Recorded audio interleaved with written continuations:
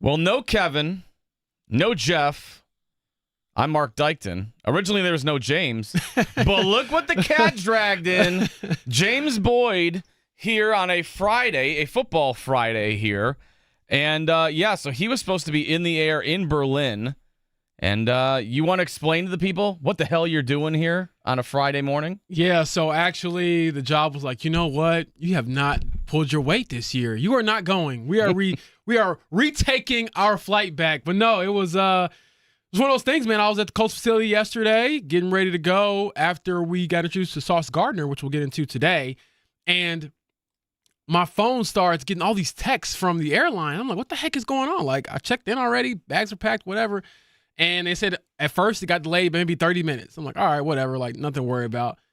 And then it was like an hour. And I'm like, okay. And then it got pushed back like 3 hours. And by that point, since I had a connecting flight in Newark, I was not going to be able to make my connecting flight there to get overseas. And so, yeah, I never even left Indianapolis, which I'm kind of happy about in a way because I would much rather get stranded, quote unquote, when I'm already at home versus hey, you're in New Jersey and you can't leave. Yeah. So, and it was not because of the government shutdown. It was mainly because of severe wind. So, look, I would have loved to be overseas right now. Disappointed about it to a degree, but I also like living. And so don't put me on a flight that, isn't quite safe for air travel. Now, you are still planning to fly out later today, correct? Yeah, so the plan is to fly out at around noon today, knock on wood. Yeah. Because of the government shutdown, I'm like, I don't have too many backup options here. If this doesn't happen. So we're going to speak happy thoughts here and think happy thoughts. But yeah, on a flight noon today, and I should be landing in Berlin at 8 a.m. Saturday. And honestly, the plan for me is like literally to take my luggage and all that because I'll miss practice today for the Colts, which is glorified walkthrough, but still a cool experience. Missing that. And when I land, I'm going to just go to the hotel, drop my bags off, like, wash my face and, take a shower and literally hit the streets. Because I'm not, like, it's my one day in Berlin, Caleb. I cannot be in the hotel. Hitting the streets, I'm man. hitting the streets. Like, I'm doing all the things. I don't care if I am dead tired. I don't care. Because, that was my one day of freedom in Berlin. Never been there before. So, hopefully I get a chance to, have a good time. And, again, I can't really complain. You get a chance to go overseas for free for your job and to cover football games. So I'll try to keep perspective on it, even with the inconveniences. Well, we are happy to have you. Kevin and Maddie are, Kevin's out until at least Wednesday. He's on what technically is paternity leave. He and Maddie expecting their third kid, so he is out. So good luck to them. We'll keep you posted how that all goes. So he was very excited, but very nervous to welcome baby number 3 into the world. And I said, well, you're about to join the club, my friend.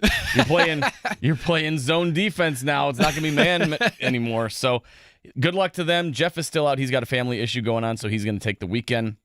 Should be back on Monday. He and I will take it from there because James will hopefully be in Berlin by then, so we'll see. Let's hope. It should be Jeff and I on Monday morning, but we've got a lot to get into today. Obviously, the Colts are out in Berlin now. Sauce Gardner spoke yesterday. We will dive into a ton of that stuff as well. Also got word that DeForest Buckner is out for the game. He is not even traveling to Berlin, so he's already been ruled out for Sunday. That is a big hit as they take on a potent Falcons offense. So we've got that to get into. The Pacers continue the revolving door as Mac McClung was waived. So yeah. We've got to get into that as well. And then, of course, IU takes on Penn State. All that going on. Thursday night football, I don't know. I know you were dealing with travel issues. Did you pay any attention to last night's game? That game stunk to high heaven. I know. It was so bad. And honestly, I was thinking, let's just make a bad day worse. And so, in all seriousness, I told you all, I am the liar, I feel, when it comes to Thursday night games. I always say, I'm not going to watch it. Who cares?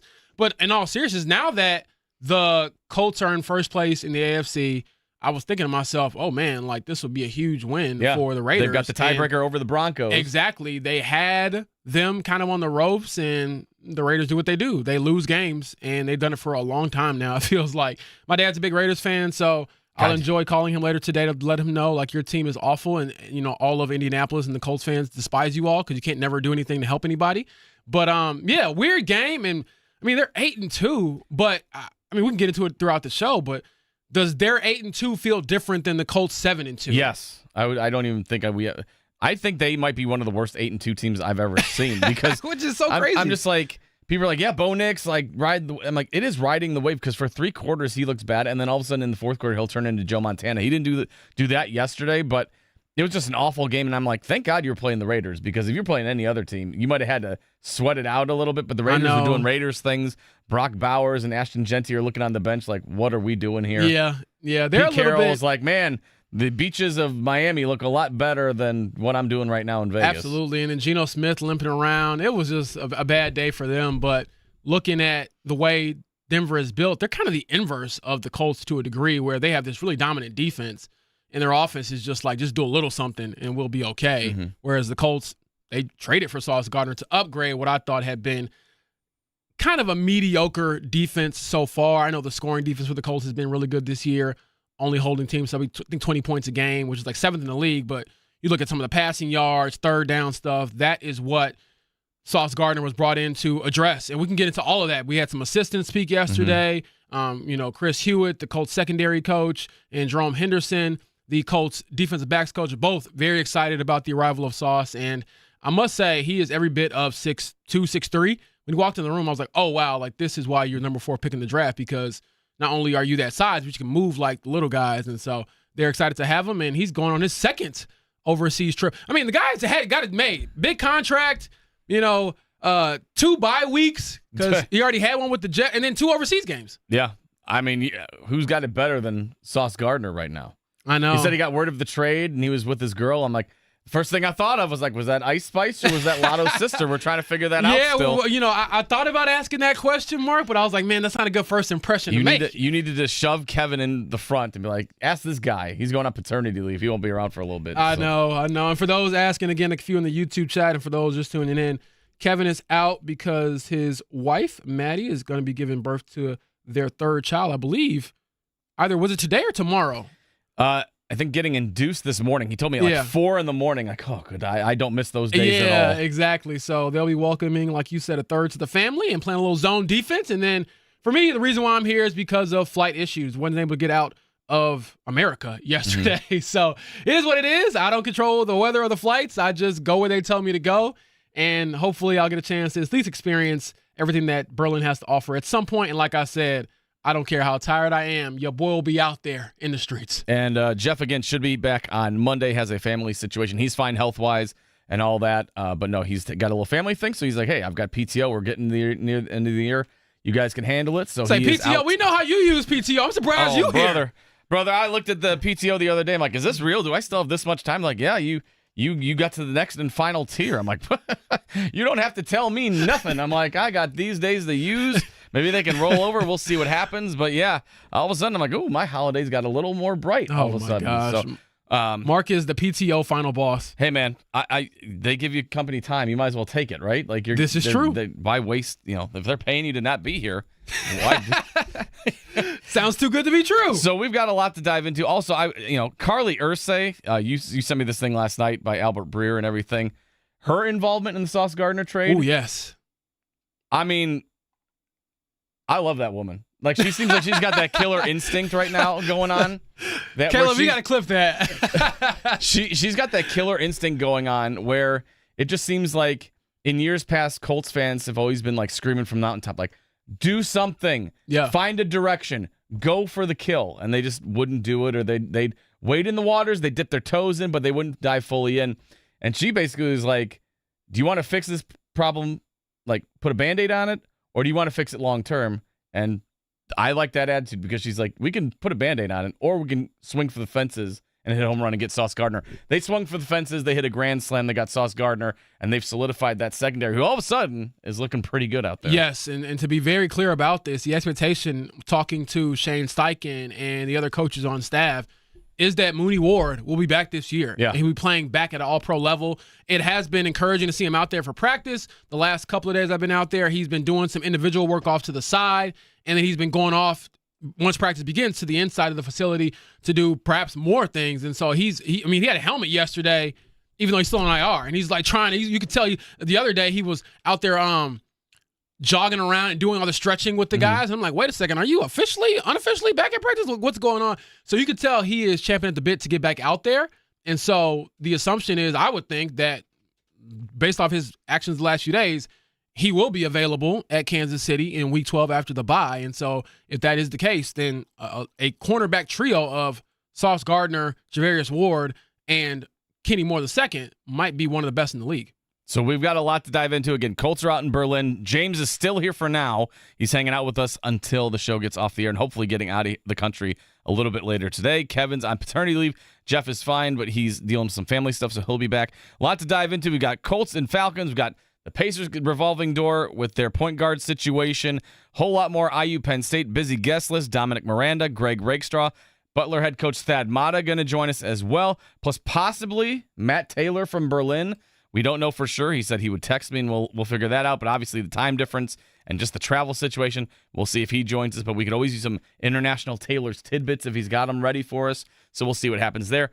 Caleb Zuver's on the ones and twos. I'm Mark Dykton. James Boyd with us. It's a football Friday here in Indianapolis. We'll be right back. It's 93.5 and 107.5 The Fan. Carly Irsay, I mean, I love that woman.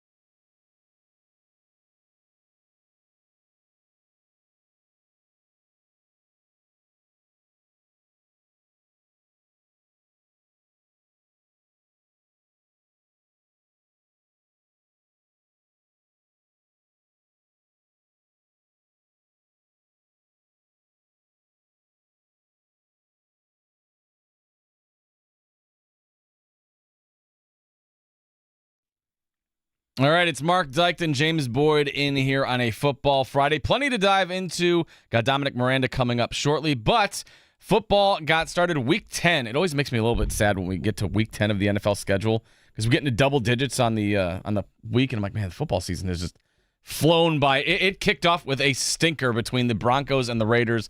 Denver gets the 10-7 win. God bless you if you stuck with that game all through the night because that was not a good performance. The Broncos defense is very good. The Raiders stink. And Bo Nix, I still don't know what Bo Nix is doing. But 10-7 win. He threw 2 picks, got 1 touchdown and all that. But what do you take from that game as the Broncos moved to 8-2, 5-0?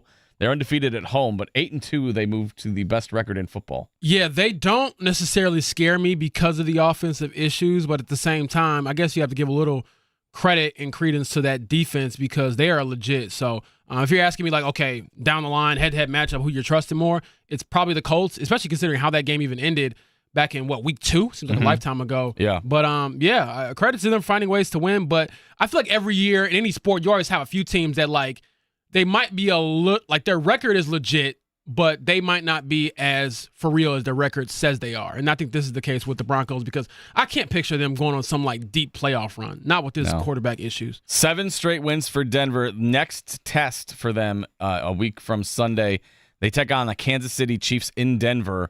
And, of course, that is the Colts' next opponent after the bye week. So that is an intriguing one. That'll be a big test for Bo Nix and stuff. And, obviously, you'll be rooting for, I guess if you're a Colts fan, are you rooting for the Broncos in that one since you have the tiebreaker over them already? And then the Chiefs, are they your next opponent, or what are you looking for there?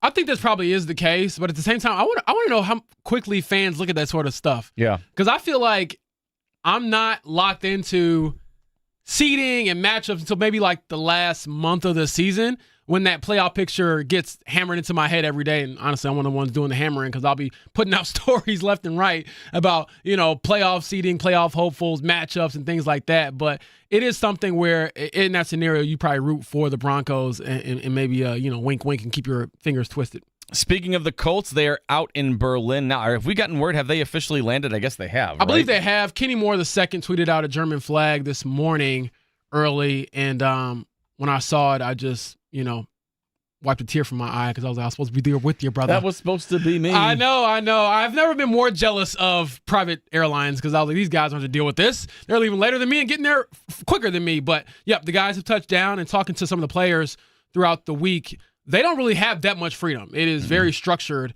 I mean, they might get an hour, maybe 2 to themselves if their family's over there to, grab some dinner or something. But for the most part, they're trying to keep it as routine as possible so they can be ready to go for an Atlanta Falcons team that, has some big-time playmakers in Bijan Robinson and Drake London. We'll dive into a little bit more of what Sauce Gardner had to say, but any big takeaways from Sauce Gardner making his Colts debut speaking yesterday? Yeah, I think the biggest thing that he said, and I was able to ask him about the pressure of, they gave up 2 first-round picks for you and another player. They don't do that if, in plain English, they're not trying to win a Super Bowl. And he said there's no pressure. He's like, they got access to the tape. They know what I can do. And I was like, oh, this is cornerback 1 energy. And knowing how confident he is, the broader takeaway is like you have 2 number 1 cornerbacks now. And so in some defenses where you can hide Sauce Gardner or maybe not throw at him or, hide Javarius Ward, not throw at him, you got to pick your poison now. I think that makes this defense even that much more special. And not saying that they were all that special to begin with. I think they were kind of mediocre. But that secondary, boy, I mean, that is a loaded back 4 or back line for this defense. Pacers get on their West Coast trip. Tomorrow they take on the Denver Nuggets. They have a 4-game stretch now where they have the Nuggets, Warriors, Jazz, and Suns from now until next Thursday. Any chance they can split and go 2 of 2 on this road trip? You know what? I don't necessarily hate the idea of winning one at Golden State. I know it's the second night of a back-to-back, but Steph Curry's been, I think, sick lately. He's missed the last, I want to say, 1 or 2 games for them. I don't know how he's feeling. And you did get a chance to knock off Golden State for your 1 win this year. They've kind of been in a little bit of a rut. I think if there's an opportunity to win a game of the first 2 on the road, I think it's Golden State. But as the rest of them go, I don't know, man. Utah, possibly. Phoenix is playing pretty good. They're young and they're swarming defense. So, Yeah, I'm looking at Golden State and saying, can you knock off, the GOAT shooter twice? Pacers also moved on from Mac McClung just 9 days after signing him, so he is gone. They've waived the 26-year-old guard. They've added veteran guard Monte Morris, and the revolving door continues on the point guard position. Yeah, so to give a little bit of a timeline here, I believe Monte Morris was supposed to be their initial signing right before training camp started. And I want to say Chad Buchanan, the Pacers GM, might have even mentioned him by name when we were talking about, players that were going to help this team get ready for the season. And then I believe he had a calf issue, couldn't really be a part of training camp. They got rid of him, brought in some other guys. So he's kind of been on their radar. And I believe he also was a part of their workout when Mac McClung initially signed. I know Rick Carlisle mentioned there were 3 players. And according to, I think, Scott Agnes and Tony East, it was Cody Martin, who's now on the hardship waiver with the team. It was Monte Morris, and it was Mac McClung. So they're kicking one guy out for another guy they're familiar with. But, I mean, it's nature of the beast right now. It feels like they're going through like the COVID times where they're just getting bodies in there because so many guys are dropping out. Pacers Nuggets, that is at 9 o'clock Saturday. We will have it right here for you, 93.5, 107.5. The Fan. College football, number 2 ranked Indiana takes on Penn State out at University Park, Pennsylvania. That is a noon kickoff. Ohio State, number 1 ranked team in the country, takes on Purdue. That's at 1 o'clock. Any chance IU gets upset by Penn State or Purdue upsets Ohio State? What's more likely? All right, run that by me one more time so I could think this through. Penn State upsets IU or Purdue upsets Ohio State? Oh, man. I might have to say Purdue. I cannot picture Penn State knocking off IU. Mainly because I just feel like once your coach gets fired, you're in a losing streak. It's just hard to say you're even building something. You're like tearing everything down. Whereas with Purdue, you're at least trying to like get somewhere. And I think that both are going to be very lopsided games. But I'm not picking against IU. And you know me, I picked against them once this year. That was enough for you, boy. I've learned my lesson. You've learned your I still have the candy stripe picture of you. It's like, even my daughter was going through pictures like, what's this one? I was like, oh, that's Uncle James just rocking IU. You know what? Gear. I thought about wearing those on my flight over, but I was like, I don't want to be the guy who, because I feel like it's such an obvious statement that you're associated with Indiana. And I just think that can be a conversation starter that I don't want to have. I'm like, I want to get on flights to people that know who I am, go to sleep. But I'm rocking I pay, decent money for those things. Yeah. They are getting worn. Get your money's worth. Yes. I go to IU for a basketball game, men's and women's this year. Your boy will be in the candy stripes. And Kevin may be out due to paternity leave, but he's still here in spirit, so I feel like obligated. I have to mention number 10 Notre Dame hosts Navy at 7:30. That's a peacocker on Saturday night. Yeah, so, if Kevin Bowen cheering against our country. If Notre Dame wants to, support the country, they need to take a dive against Navy. So we'll see what happens there. Plenty of high school football to get into. We've got Dominic Miranda and Greg Rakestraw on the other side, so we'll get to both of those. We'll dive into that next. Dominic Miranda is up next, plus we'll lower thoughts on Sauce Gardner and the Colts heading to Berlin to take on the Falcons. It's the Fan Morning Show. Mark Dykton, James Boyd, Caleb on the ones and twos. It's 93.5, 107.5 The Fan.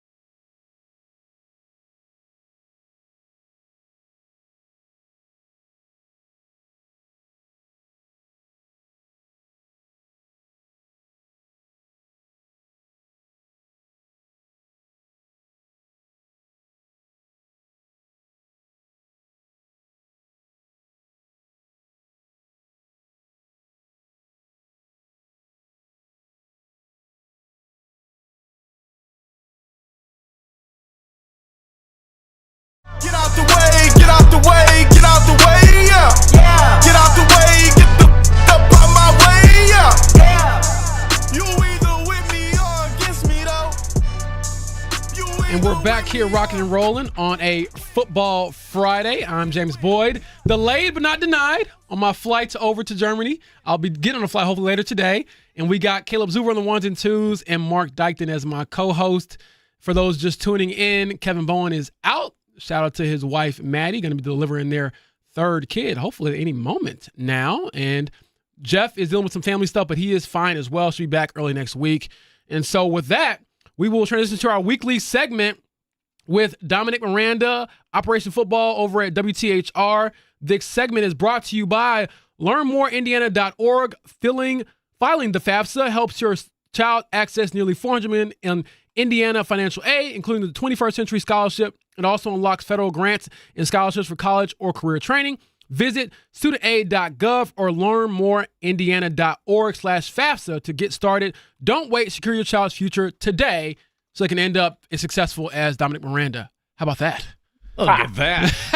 What an intro. Dominic, how you doing, brother? I am fantastic. What a morning, man. I was just outside of Meridian. I thought I'd run up on you guys and join you in studio a little bit. But, hey, delayed but not denied. James, love the positive attitude. I'd love to hear more about your flight debacle there. But beautiful day, and we have an amazing slate of sectional championships here tonight. Mark, glad you're here, too. So let's get into it. I mean, we have an opportunity to give out some hardware. This is championship weekend. So what game should we have an eye on, Dominic? I mean, take your pick. There are some awesome games throughout the Metro tonight, starting with top-ranked in 5A, unbelievable buzzsaw, New Pal, hosting number 2 Cathedral, robbing us of what could be an unbelievable state championship. We're going to have to settle for a sectional championship, but it's going to be an awesome environment. Cannot wait for that. It's our game of the week tonight. And, I mean, we went back and forth on what should be our game of the week because we got the Battle of the North Side as well in Carmel and Westfield. Last time these two teams played, Carmel was packed to the brim. It was so loud. It was a college environment. Riley Leonard and Daniel Jones were there. Gary Brackett was there. I mean, it was a who's who of Indianapolis football. So I'm expecting the same exact thing on the north side tonight. So those two are just behemoth of games. And then we have Mudsock 2.0. When I'm mentioning Mudsock 2.0 third, that's when you know the slate's ridiculous. We got Fishers and HSC to decide a sectional champ. Roncalli, Chittard, a rematch in which the Trojans won handily early in the year, but Roncalli's been coming on as late. Top 10 battle in 4A. You got Avon and Brownsburg. Avon's kept it the closest with Brownsburg all year long. If memory serves, that was a 55-47 rivalry game that Brownsburg won. But Avon was right in it the whole way. You got Center Grove, Franklin Central, Decatur Central, Lawrence Central. I'm very interested in that one. And then the last one I'll leave you with, Cascade at Guerin Catholic. Cascade is having a dream season. They're unbeaten. They have run in the most interesting offense in the state, I think. They're looking to win. They have the best community, man, like a small but mighty. They brought more fans to Tri-West than Tri-West had home fans last week. And they mopped the floor with the Bruins. So they're out for blood, the Cadets are. So I'm really excited for this slate. We're going to have 12-plus games for you tonight, and I couldn't be more excited. WTHR's Dominic Miranda joining us on the Payless Liquors Hotline. Dominic, then under-the-radar game tonight that could steal the show in your mind. What's a matchup that maybe might not get the headlines of some of the other ones, but you think could be really good on the surface? Okay, there's two.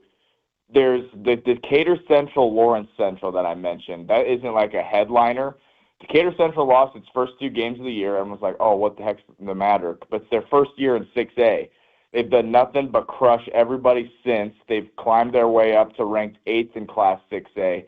Lawrence Central is one of those teams that, as you saw last week, they can lose to anybody and they can beat anybody. Like they lost to Ben Davis, who was not very good this year, by 2, and then they beat Lawrence North in the sectional opener in what was one of the best games I've ever seen. I mean, I thought the first game of the season was one of the best games I've ever seen between those two. This one took the cake by far, fumbling into the end zone, recovering it to win on 4th and 2 from the goal line as time expires. That's just awesome stuff. So I think that's going to be a super high-scoring game. I'm very excited to see that one. And then in Class 4A, 13th-ranked Yorktown visits Pendleton Heights. Pendleton Heights' only loss this season is to New Pal. and we know how good New Pal is. So excited for that one in Class 4A. Like, there's so many ranked matchups, and even if they're not ranked, they're brand name programs going at it to decide who's going to win a sectional championship. Like, this is as good a slate as I can remember for sectional championship weekend. He's Dominic Miranda on the Payless Liquors Hotline, joining us on the Fan Morning Show. Dominic, Operation Football, you went all over the town during the high school football regular season. The best spot you went to, I'm putting you on the spot. The best place you visited. Atmosphere or like food? However atmosphere. However you'd like to rank it, but best atmosphere you were at for Operation Football this year. Man, who brought it? You are putting me on the spot. Like I mentioned, that Carmel Westfield game I went to was absolutely off the chain. Anytime you go to a Brownsburg home game, though, it amazes me. That student you're section, just being a suck up to the Brownsburg guy. Come on. Preach, brother. Come on. I mean, I'm being serious here. That student section goes to the very top, man. Like, that's crazy. But under the radar, I have to tell you, Cascade, there's something brewing there. Cascade, it's like on the fringe of our coverage area. But if you're looking for like small school flavor, that is it. You will not be disappointed if you like latch on to the Cascade bandwagon here for the 3A state tournament run they're about to go on. Was that the place you said had more pigs than people? Was that where? That is. Oh, well, actually, that was Carroll. Carroll, that's what it was. But because that was in Flora, which was like an hour and 20 minutes away. But Cascade, not far behind. That, I mean, yeah, I love these small schools, this flavor. But I mean, if you're asking me my honest opinion on best atmosphere, like I gotta be honest with you. Like Brownsburg and Carmel, man, like they bring it. So I know they're big schools, but hey, I can't tell a lie here. This is integrity-filled journalism here, I promise. I'm getting Chauncey Billups vibes from you, Dominic Miranda. But no, he is a scout and an honor. He is joining us on the Payless Liquors Hotline this morning. Dominic Miranda of WTHR. We will pivot away from the high school scene to the other football being played this weekend as far as professional sports go. The Colts head over to Germany, and they have added some sauce to the mix. What did you think of the acquisition to land Sauce Gardner, the two-time first-team All-Pro cornerback? Saucy. I mean, truly. Look, I've buried my fandom since covering this team because I mean I grew up in Indiana, big Colts fan, and I got to tell you, the feeling I got when that notification hit my phone, like, man, it has been a long time since I felt that way. And, like, credit to Chris Ballard, man. Like, got a lot of grief coming into the season, and, like, rightfully so, I think, with the way things have gone during his tenure. But to capitalize on this, and I think I was watching, I forget who it was. I want to say it was Derek Carr was saying this. Like, credit in one of his podcasts with his brother, I think. Like, credit to Chris Ballard because there's a lot of times where teams are competing and they don't make a move like this. And the belief that this gives, it cannot be overstated, the feeling and energy and belief it gives the locker room. Like, I felt it on Wednesday when we were there. Like, it just provides such a lift. And, like, my thought on this is people can look at this on paper and say, oh, man, the Jets got a haul. And that's true, but the Jets are 1-7, you know? They're not winning. And that's fine. Like, you can collect all the picks you want, but if you're on a winning team, they're collecting dust when you're in pursuit of an AFC championship appearance or a Super Bowl appearance. And, like, for whatever reason, the Super Bowl window for the Colts flung open this season against all odds. And you have to give credit to the Irsays and the Irsay sisters and to Chris Ballard for capitalizing on that. And at the end of the day, Sauce Gardner is a proven commodity. He's a two-time first-team All-Pro, two-time Pro Bowler. He was the Defensive Rookie of the Year. And that is no longer a question, your secondary, with Charvarius Ward, when healthy, Sauce Gardner, Nick Cross, Cam Bynum, and then Kenny Moore. Like, that is a serious secondary right there. So, look, if you're Chris Ballard, you're trying to win this year anyway. Unless there's an epic collapse that picks mid to late 20s, I'm not even worried about 2027 if I'm Chris Ballard. And A.D. Mitchell, you know, I think that kid's got a ton of talent, and he's going to get a lot of opportunity at New York. But too many mouths to feed here in Indianapolis, and he just wasn't one of them. And it wasn't hurting this offense by any means. So you can give your defensive line a half second more on average to get home, and they've been close. And maybe Latu has a monster second half of the season. You just never know. DeForest Buckner's playing really well. So is Grover Stewart. So I don't know. You could look at this and say, man, you could argue that the defensive edge was a bigger need, but I argue that with a secondary like this, when healthy, you're helping your defensive line, who already has some talent, and maybe you see this defense really pop down the stretch of the season. I love it, and he gets 2 bye weeks, and his first game's in Germany. How about that? We love that for Sauce. WTHR's Dominic Miranda joining us for just another moment here. You mentioned him by name. DeForest Buckner already ruled out for Sunday's game against the Falcons in Berlin. How big of a blow is this for that defense you just talked about, and does that change your thoughts on how this game shakes out Sunday morning? It's a blow. It's definitely a blow. And look, I can't even give a prognostication about what happens in Germany, because when a game is played overseas, all bets are off. I'm still scarred from that Broncos-Jets game. I mean, that was the most disgusting display of football I've ever seen. I don't think it's going to be that. Look, they're going to have their hands full. Bijan Robinson's the truth. Drake London's the truth.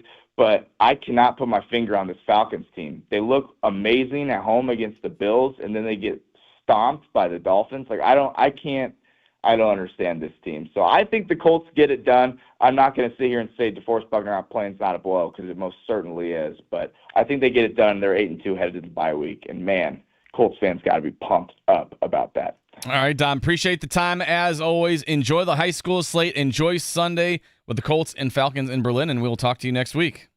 Fantastic. Love it, guys. Thank you so much. 12 games tonight on WTHR. Tune in. We'll be live at New Pal at 6. See you there. Have a great weekend, boys.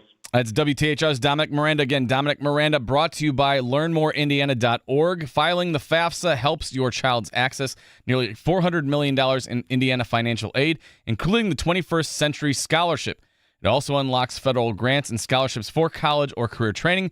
Visit studentaid.gov or learnmoreindiana.org/FAFSA to get started. Don't wait. Secure your child's future today. So we always appreciate Dominic Miranda hopping on, and yet should be a great slate of high school football. And obviously you've got the morning football in Berlin, which you hope to be a part of once you get out of here later today. Yes, at this point, just get me there before kickoff, baby. I will get off the plane and go straight to the stadium if I have to, but supposed to get in Saturday morning, tomorrow morning in Germany. So fingers crossed that everything goes smooth there. But yeah, to kind of go back to Dominic's point, I think you look at what this defense can do now as opposed to what they could have done before, at least on paper. You have to feel good about what the Colts did. And I get that some people are like, oh, it was so much to give up. But I am of the mindset that picks are often viewed as higher assets among any fan base until you draft that player. Because what are you actually trying to get with those 2 first-round picks? If you're sold on this team not needing a quarterback, which I believe the Colts are, those 2 first-round picks, are you trying to draft a cornerback so they can become Sauce Gardner? Right. Or do you want to just go out and get the proven commodity? Because that, to me, is always – it's like a bigger risk in a sense of how much it costs you, but it's less of a risk because you know what you're getting. I know at the very least I'm getting a very high-level starting cornerback in the league, and they're hoping that they can get, obviously, an all-pro. So that's kind of where I'm at with the defense. Yeah, you're hoping that those picks are also going to be in the mid-20s. Yeah. So they're going to be lower picks anyway. So you're kind of taking at the end of the first round in the first place. So you're hoping to be the case. And then also you're looking at that hopefully the addition of Sauce Gardner in the secondary helps that defensive line get to the quarterback even more. You're hoping that the shutdown corners of the Colts will actually give the defensive line more reasons to get to the quarterback and bring him to the ground. So you lose DeForest Buckner for this week. I'm okay. I understand he's probably banged up. I'm glad he didn't make the trip, so get him healthy. Get into the bye week, have a little bit of a labor, get him ready for the Chiefs game, because that is going to be your true big test of the season once they get out of this bye week. So DeForest Buckner not traveling with the team to Berlin. James will be doing that a little bit later. Matt Taylor chimed in. He said they just landed, and he's probably not going to be able to join us because they have to get on a bus in Berlin to go to practice. So he will not join us today, so no International Taylor's tidbits, but that's okay. Totally understand. We'll let him off the hook there. But your big takeaways from yesterday being out at Colts West 56th Street for Sauce Gardner's debut, and anything big picture thoughts you have as they head to Berlin. The big picture thought just straight off the bat was, whoa, this guy is actually a legit 6'2", 6'3", and just having that sort of size on the outside, it's hard to imagine how he couldn't be, a really good cornerback. He's kind of built like Juju Brents, but obviously the resumes don't compare there. So very talented player. And some of the things that we can get into is when I asked him if he expected to be traded, he kind of went down like this long winding road before ever saying no. And I was like, okay, did you know anything? Because from we're eventually able to gather, I'm sorry for stuttering, but he said he was not shocked by it after finding out what the Colts did to get him. Mm-hmm.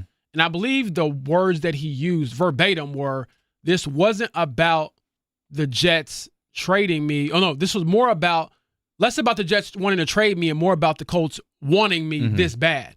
And when you look at the compensation, yeah, it sounds like, according to Albert Breer's reporting in Sports Illustrated, they were kind of right on the cusp of maybe not pulling off this deal before Carly Irsay-Gordon stepped in and said, no.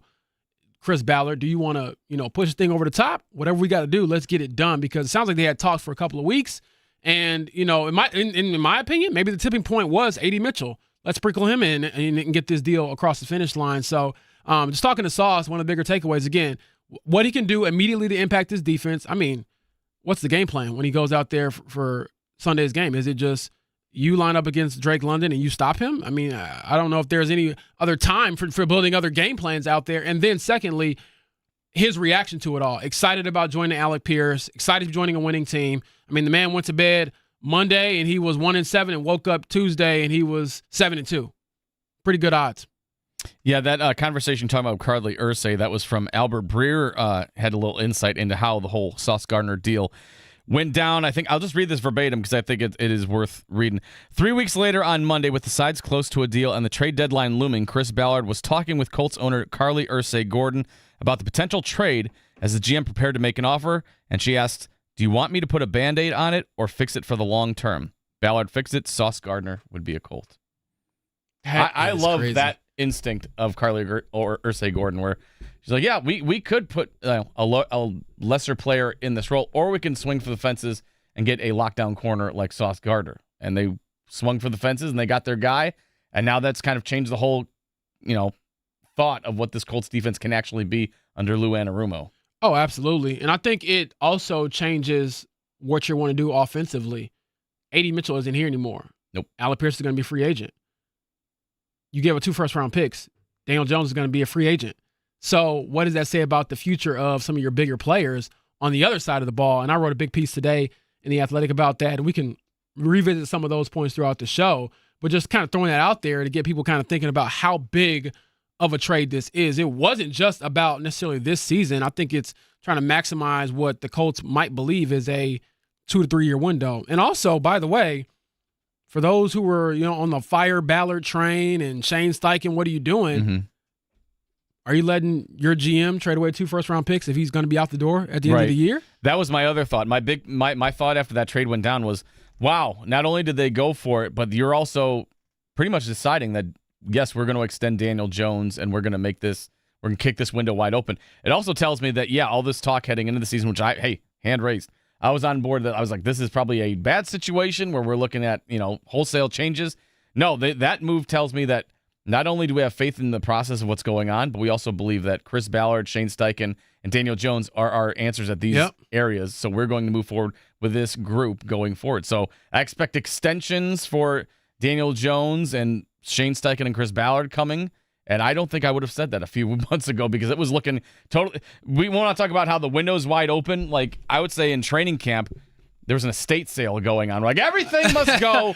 We don't know what we're doing here. The window was boarded up. Clubs? They were my grandpa's. I don't think I want them anymore. We're getting rid of everything. No. But everyone get out the door. Now you're kind of like, okay, actually, I think we're going to stay here a little longer. I agree. And we'll have plenty of time to break down more of the Colts talk, but to pivot a little bit to maybe a house that isn't so great right now, the Pacers. We saw them make a move again yesterday. Mac McClung got waived, and they are going to now sign Monte Morris to help with their depleted roster, dealing with a lot of injuries. So when you get that news on your phone or wherever you kind of gathered it, Mark, what was your reaction to just how turnstile it has been for the Pacers when Mac McClung was brought in and you're ranting and raving about how he can help the team, and less than 10 days later, he's out. I had to double check and triple check my information because I'm like, but that can't be right. They waived him after they just signed him all that. And I'm like, okay, I guess we're doing it again. But I'm like, boy, we just had Rick Carlisle on a couple weeks ago, and he was like, oh yeah, Mac McClung, like he's more than a slam dunk guy.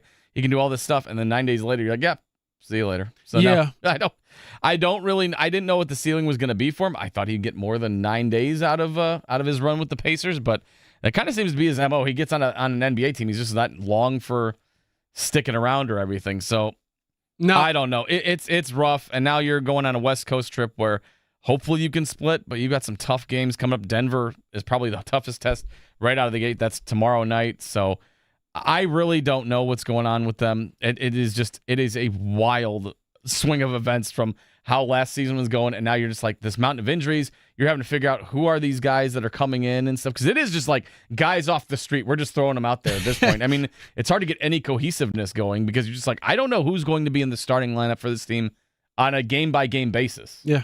Can I ask something quick? I know we got to get to break soon, but I just want to jump in here. Do you guys think right now, I mean, you never want to have injuries on any sporting team, obviously, but do you think with this West Coast trip coming up for the Pacers that it's actually kind of a good thing this is coming now? They can get healthy later in the year, and there's going to be a lot of wins against Eastern Conference teams that are going to be there for them when they get Nembhard back, when TJ McConnell gets back. Is that when Matherin gets back? Is that a real thing, or am I reaching there?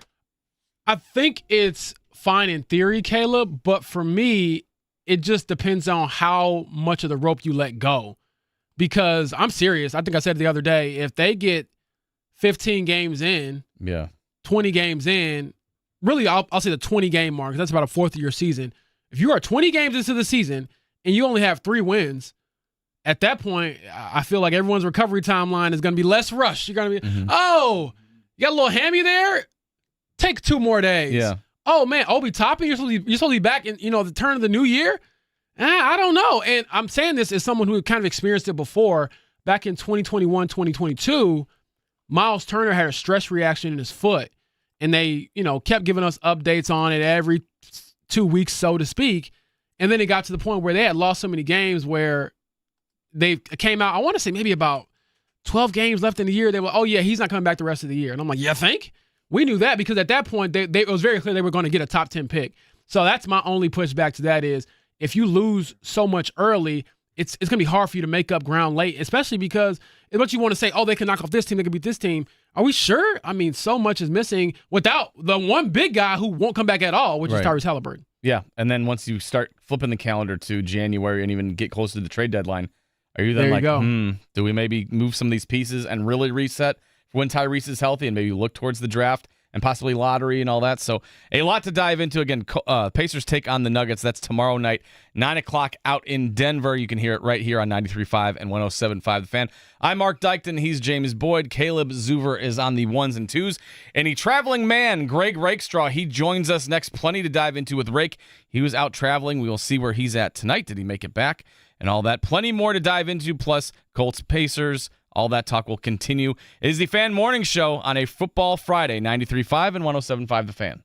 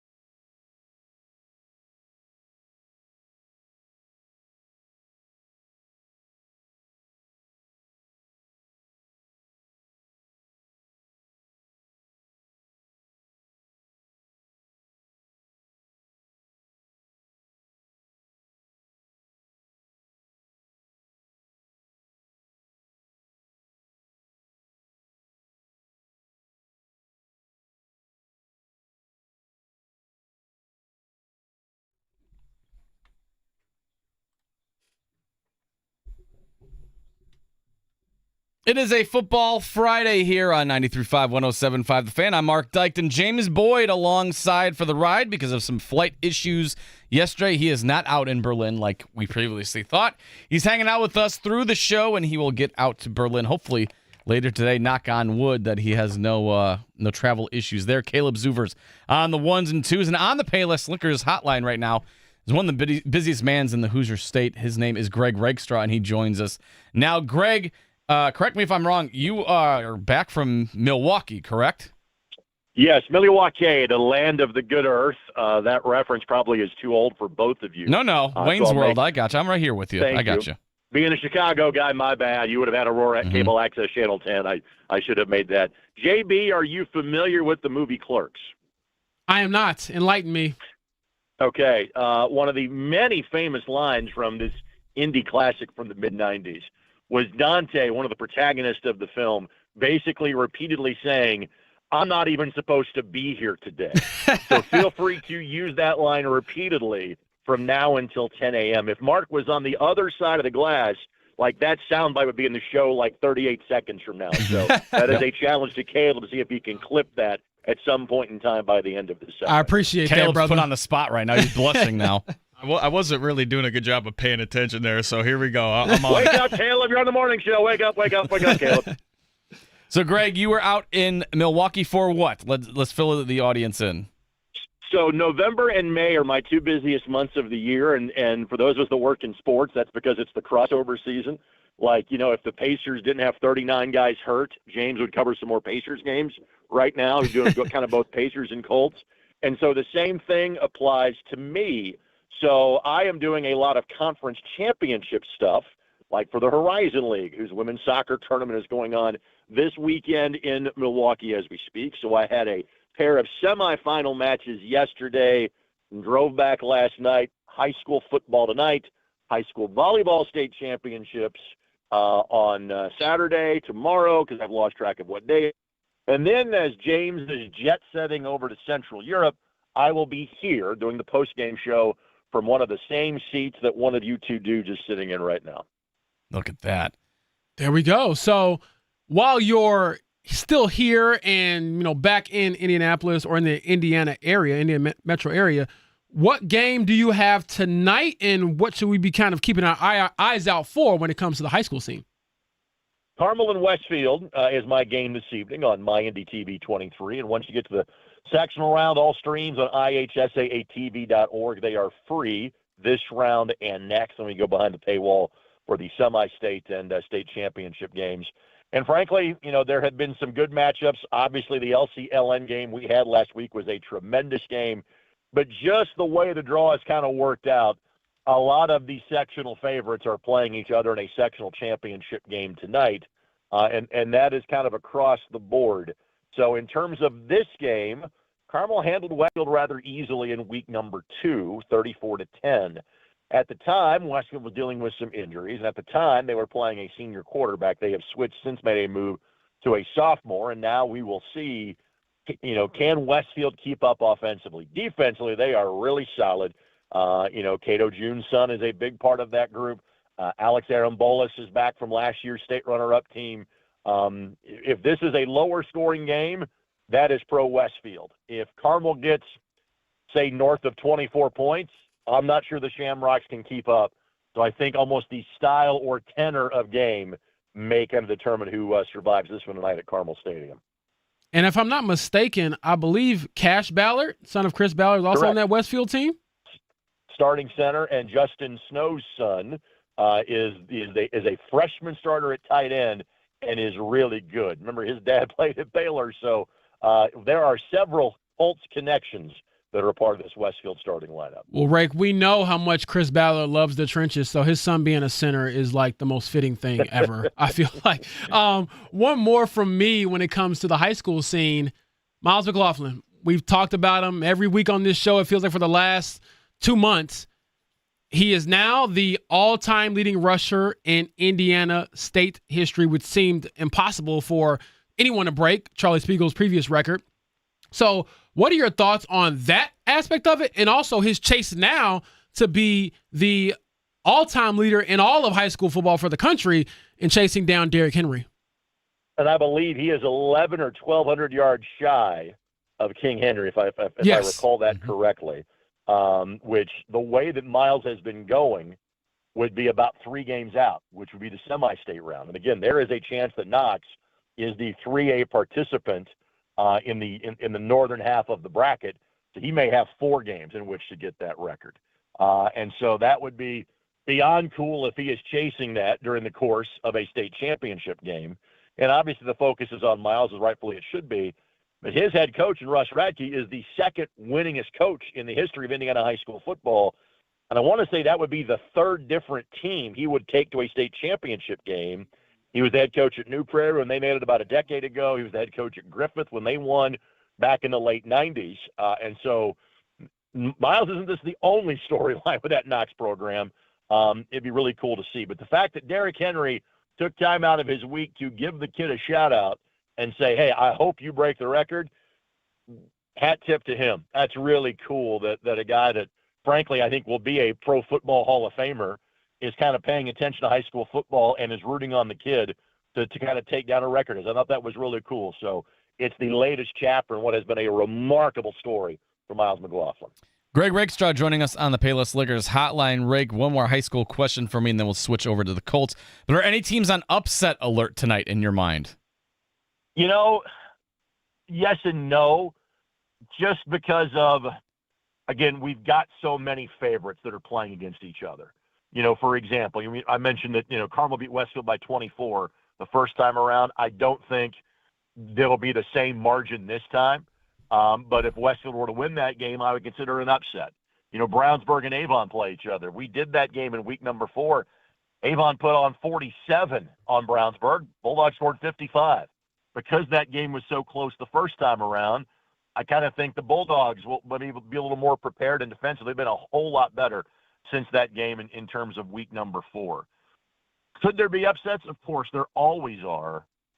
But at the same time, chalk has largely held. Like LC beating LN was an upset, even though we said, hey, listen, LN beat Lawrence Central in week 1 with 2 seconds left to go. Lawrence Central led Carmel for a good chunk of week number 9 before Carmel pulled out a 36-33 win. So our upset's going to happen, of course, but we also don't have a lot of games where, say, it's, 5 and 6 teams that made run takes on 10 and 1, 11 and 0 team that's been sitting there waiting. We have a lot of ranked teams playing each other tonight, which might minimize those upsets just a bit. He's Greg Rakestraw. He's on the call for Carmel and Westfield later today. Switching over to the pros, Greg. Obviously, the Colts made the biggest headline moves at the trade deadline, acquiring Sauce Gardner for 2 first-round picks. Your thoughts on the move and how this improves the Colts' defense? It improves everybody on that defense, and I love it. Yeah. And frankly, it has been not the MO of this organization to make a move like that. Even going back to, like, say, the Booger McFarland trade 20 years ago, or bringing in Corey Simon as well, those were moves that helped, but they weren't to this level in terms of investing, 2 number 1 draft picks.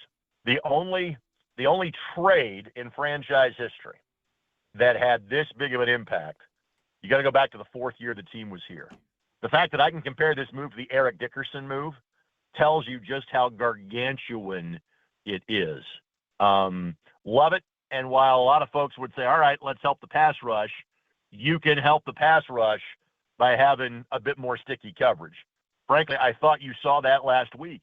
I thought the return of Jalen Jones made the pass rush look better. Sacking Aaron Rodgers is not easy. Colts got to him 3 times last week. And so just having that extra split second. What have we talked about this Colts pass rush love, especially Latu before last week? They're close. They're getting close. Well, how do you get closer than close?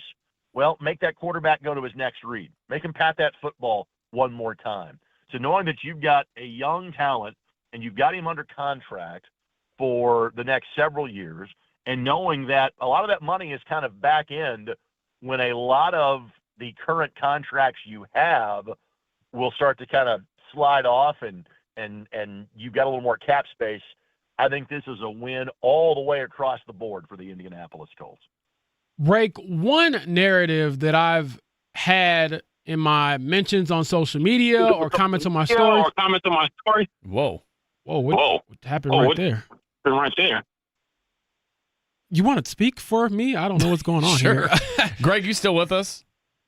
I'm still with you. That yes. was weird. Okay. That was weird. Okay, yeah, I think my mic is corrected now. But, Ray, going back to my question, when it comes to this move, some of the narratives I've heard among the fan base is, oh, this move wouldn't have happened if Jim Irsay was still the owner. This was a Carly Irsay-Gordon move.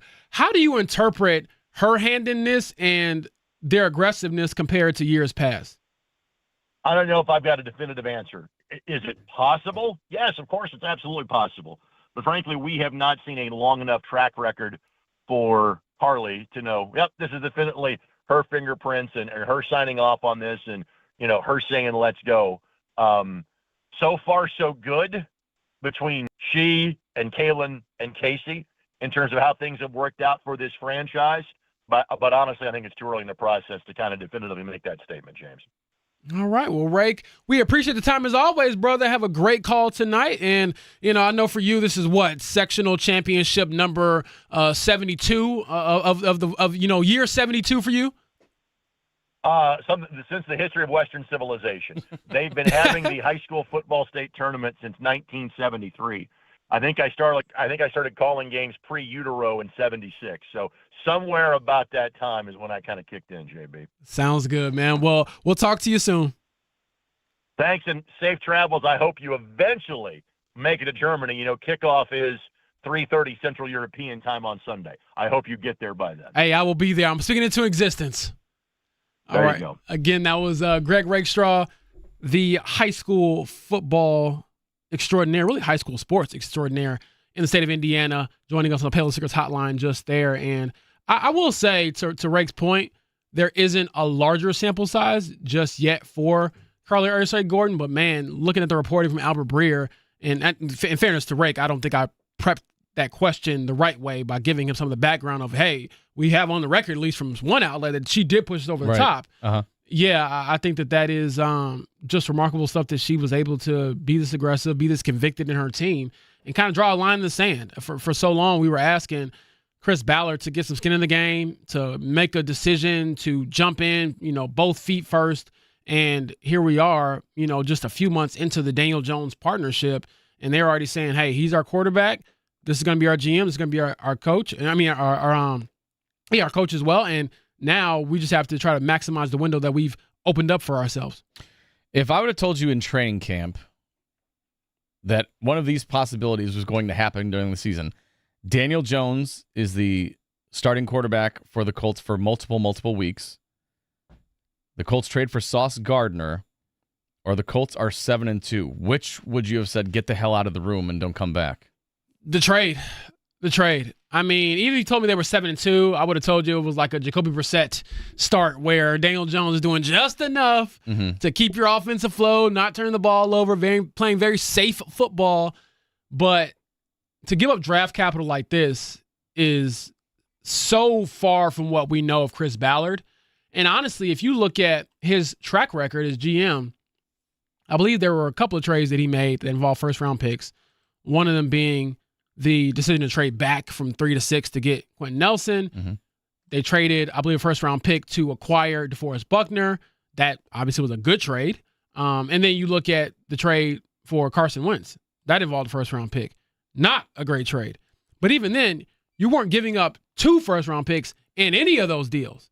So to be that aggressive, to make your second in-season trade ever during your first 9 years of your tenure and have it be of that magnitude, it speaks to just how different things are. I feel like we're in the twilight zone, but also, as much as I keep saying that, I feel like it's a disservice to the Colts because this is who they've been for 2 months now. Mm-hmm. Yeah, and the trade, like we've said, it's farther reaching than just acquiring Sauce Gardner, because by getting rid of those 2 first-round picks, you are basically saying Daniel Jones is our quarterback. We feel comfortable enough with Daniel Jones that we are going to at least offer him an extension. Granted, he might not take it, and that would be a whole other situation if you don't bring him back. But I mean, they are obviously seeing something where they think we've kicked this window wide open now.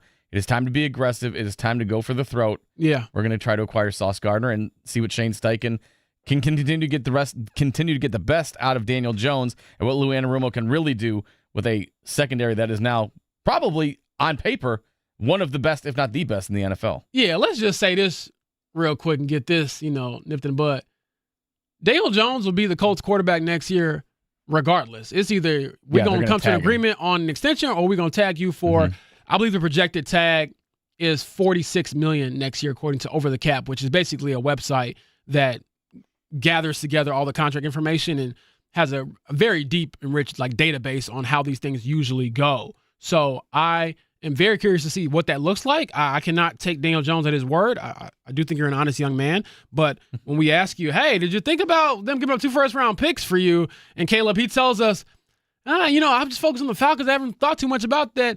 BS. It might not be a lot about it. I think you're wired differently, and he's definitely the type of person that seems like he can stay focused on certain things, but to not have any idea or not really think about it at all, no, that told you you're the guy. Yeah. I think that's the other fascinating thing about this is that this move obviously, affects the Colts DB room, but it affects everybody on the team, and I think a lot of people this week have covered that aspect where, and I think Dominic Miranda earlier when he was on said it, the message that it sends, there's a belief in that building in every one of those 53 guys that this is a team that can do it and go for it.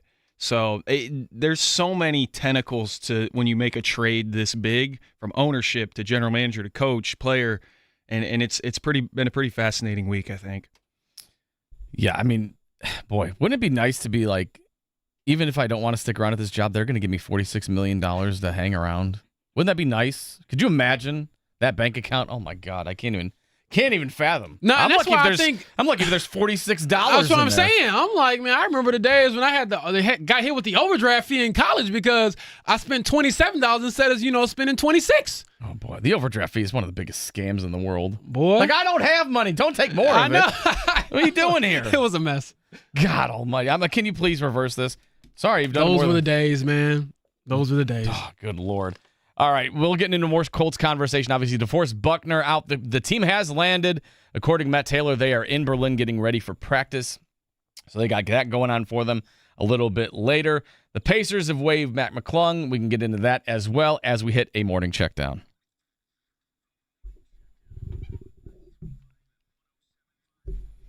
Talked plenty of Colts with Rake and Dominic Miranda, so we will start with the basketball side of things. Again, Pacers hitting their 4-game road trip, take on the Denver Nuggets tomorrow night at 9 o'clock. But the big news yesterday is, once again, the revolving door at the point guard position, as Matt McClung has been waived 9 days after signing with the team, and Monte Morris is back with the Pacers in place of Matt McClung. Your thoughts when you saw that come through the wire? Not surprised there. Shout out to the Kanye West reference right there through the wire.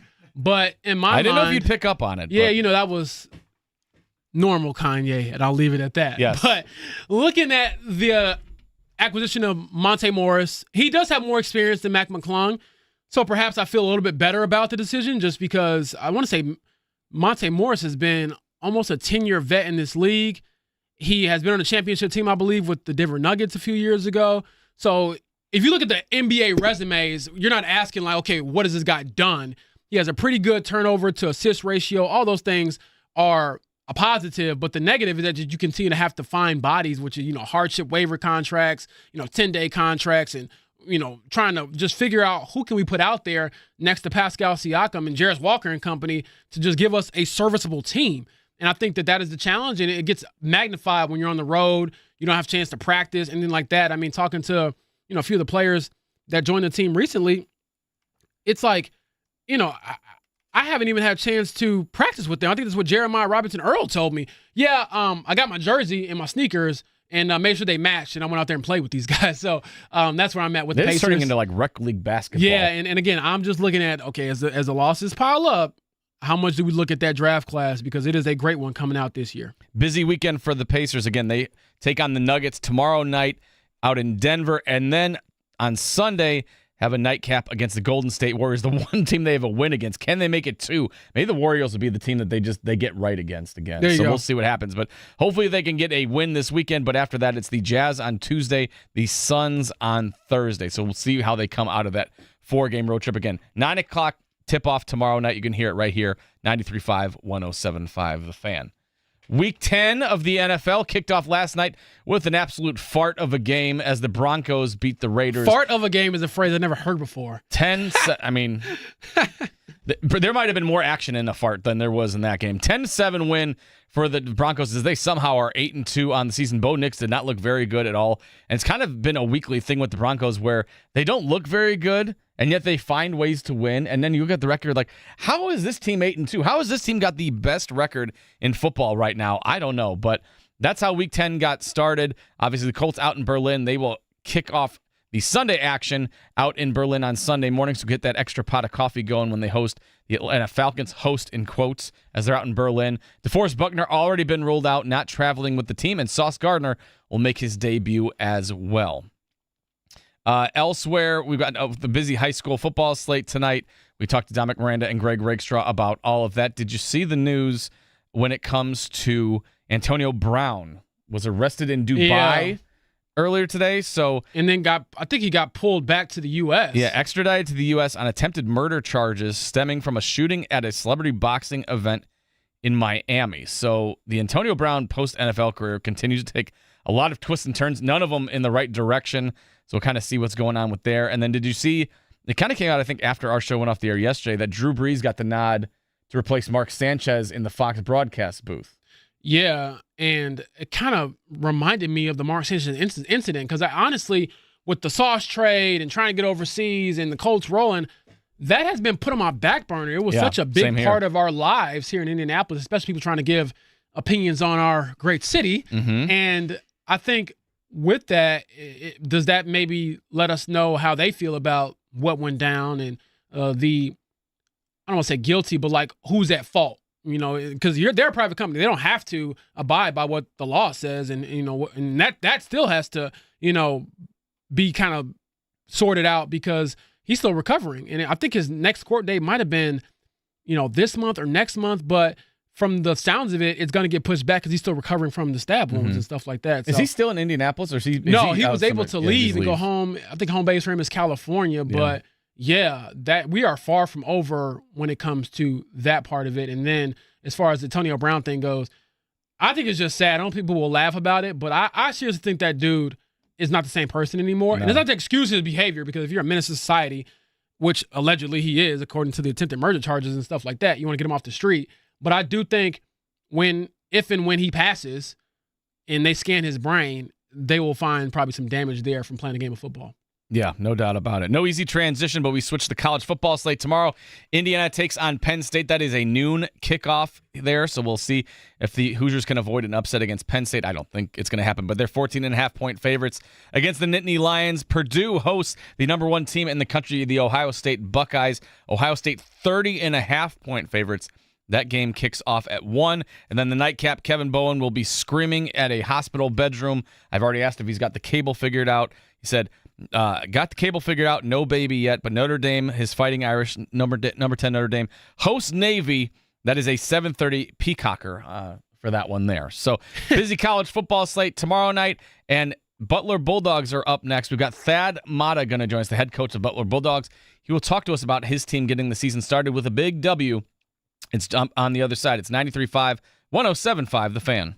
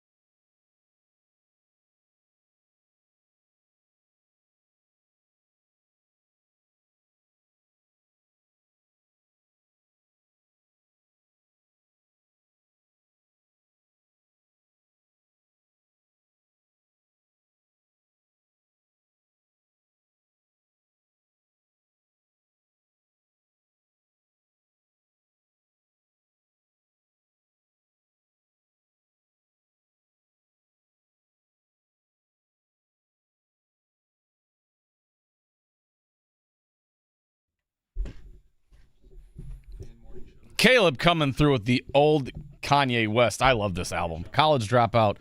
Nothing better than that. Wish old Kanye would return at some point. I don't think that's happening anytime soon. But joining us on the Payless Liquors hotline right now is none other than Butler head coach Thad Matta. Thad Matta, brought to you by Thompson Furniture and Mattress in Columbus, in business since the year before Hinkle Fieldhouse opened in 1927.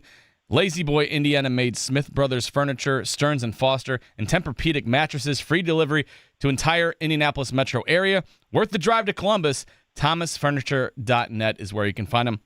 And right now you can find the head coach of the Butler Bulldogs, Thad Matta, right now on the Payless Liquors hotline. He joins us on Friday. Coach, how you doing this morning?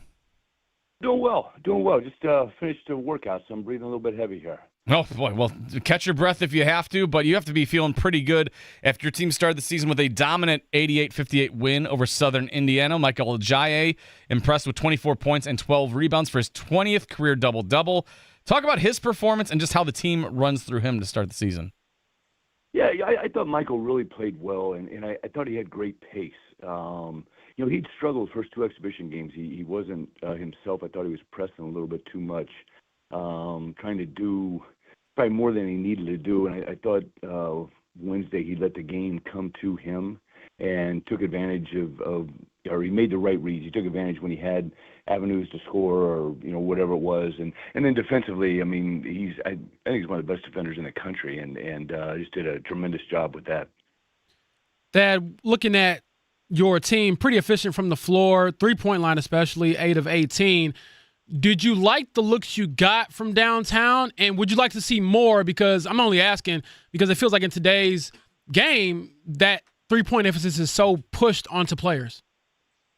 That's a great question, and I think you're absolutely right. The 3-point shot is becoming prevalent in college basketball. However, a lot of times the way a team is playing you sort of forces you to take the twos. And we knew against Southern Indiana with their pressure, we had to get inside the paint. And I thought we did a good job finishing. I thought the threes we took, with the exception of one that got blocked, were good shots for us. And fortunately we made them. But, it's funny. We knew going into that game we probably weren't going to shoot a ton of threes because we wanted to attack the rim more. He's the head coach of the Butler Bulldogs, Thad Matta, joining us right now on the Payless Liquors hotline. Jamie Kaiser Jr. had another double-double himself, 12 points, 10 rebounds. Talk about his performance and also just how the team is flowing with him. And then are there any are there any teams, are there any players on the team that are going under the radar that you think are making differences on your roster? Yeah, well, starting with Jamie, that's the first true game Jamie's played in a long time, and I know last year when he went down and we lost him, we had to redshirt him because of a foot surgery. We knew that was detrimental to our team because we were counting on him to be a key component of what we were trying to do last year, and I thought he took great advantage of not being out there, and watching him play the other night.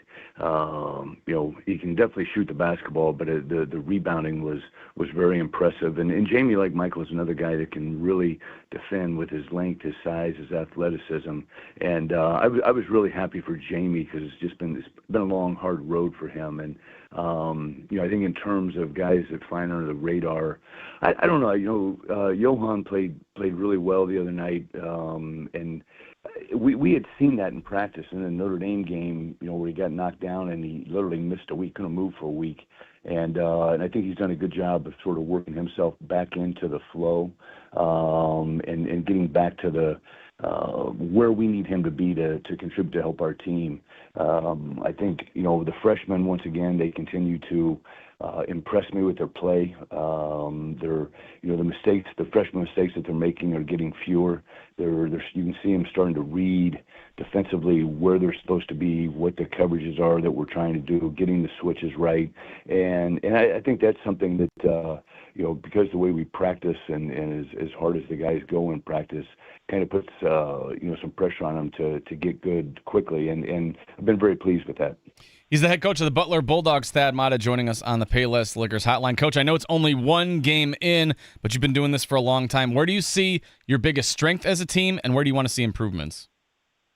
It's funny when you started out, you said you got to be feeling good right now, and so I was driving home after a game the other night and caught myself smiling, and I'm like, no, I'm not going to go down that road. It's such a long season. There's too many ups and downs, and that's something I talked to the team about. I think just from the standpoint of okay, we're 1/30th into the regular season.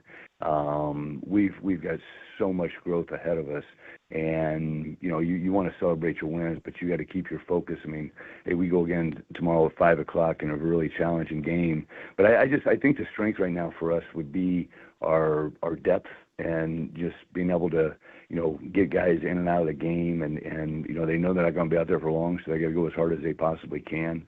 I think as our post play continues to develop and Jalen Jackson gets back into the flow, I don't think he's all the way back just in terms of how much he missed this summer and fall.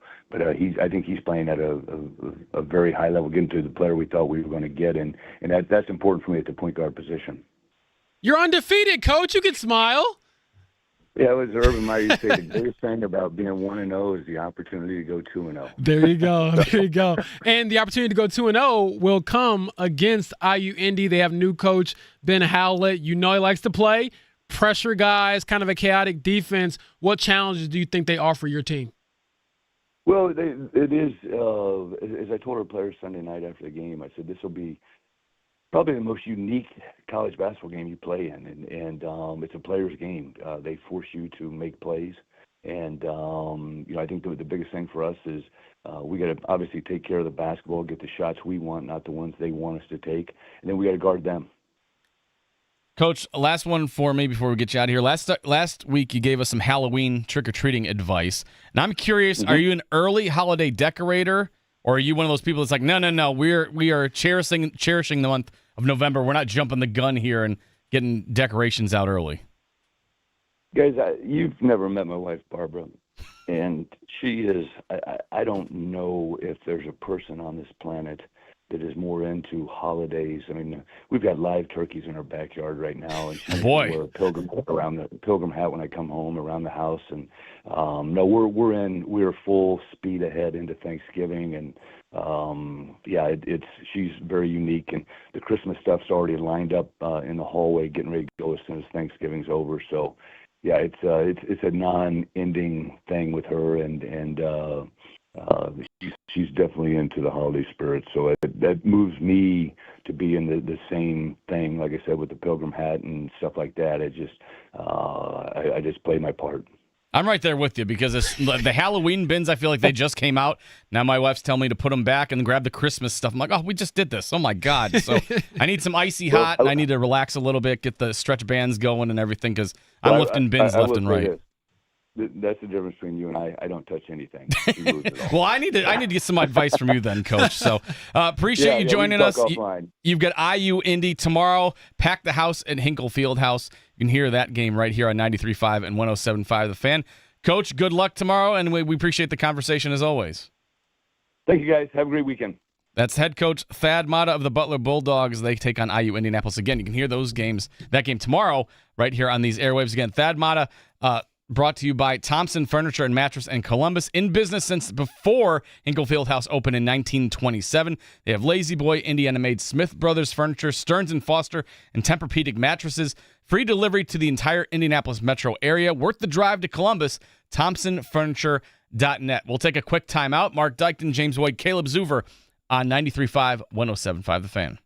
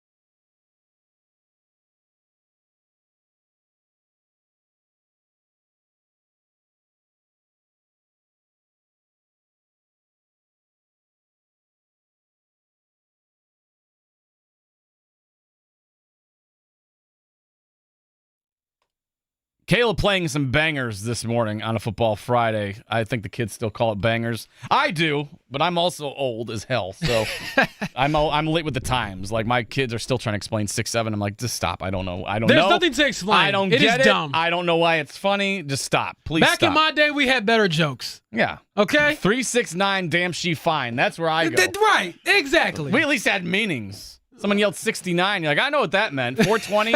Yep, light them up, fellas. 6-7. I don't know what the hell you're talking about, kids. Means these nothing.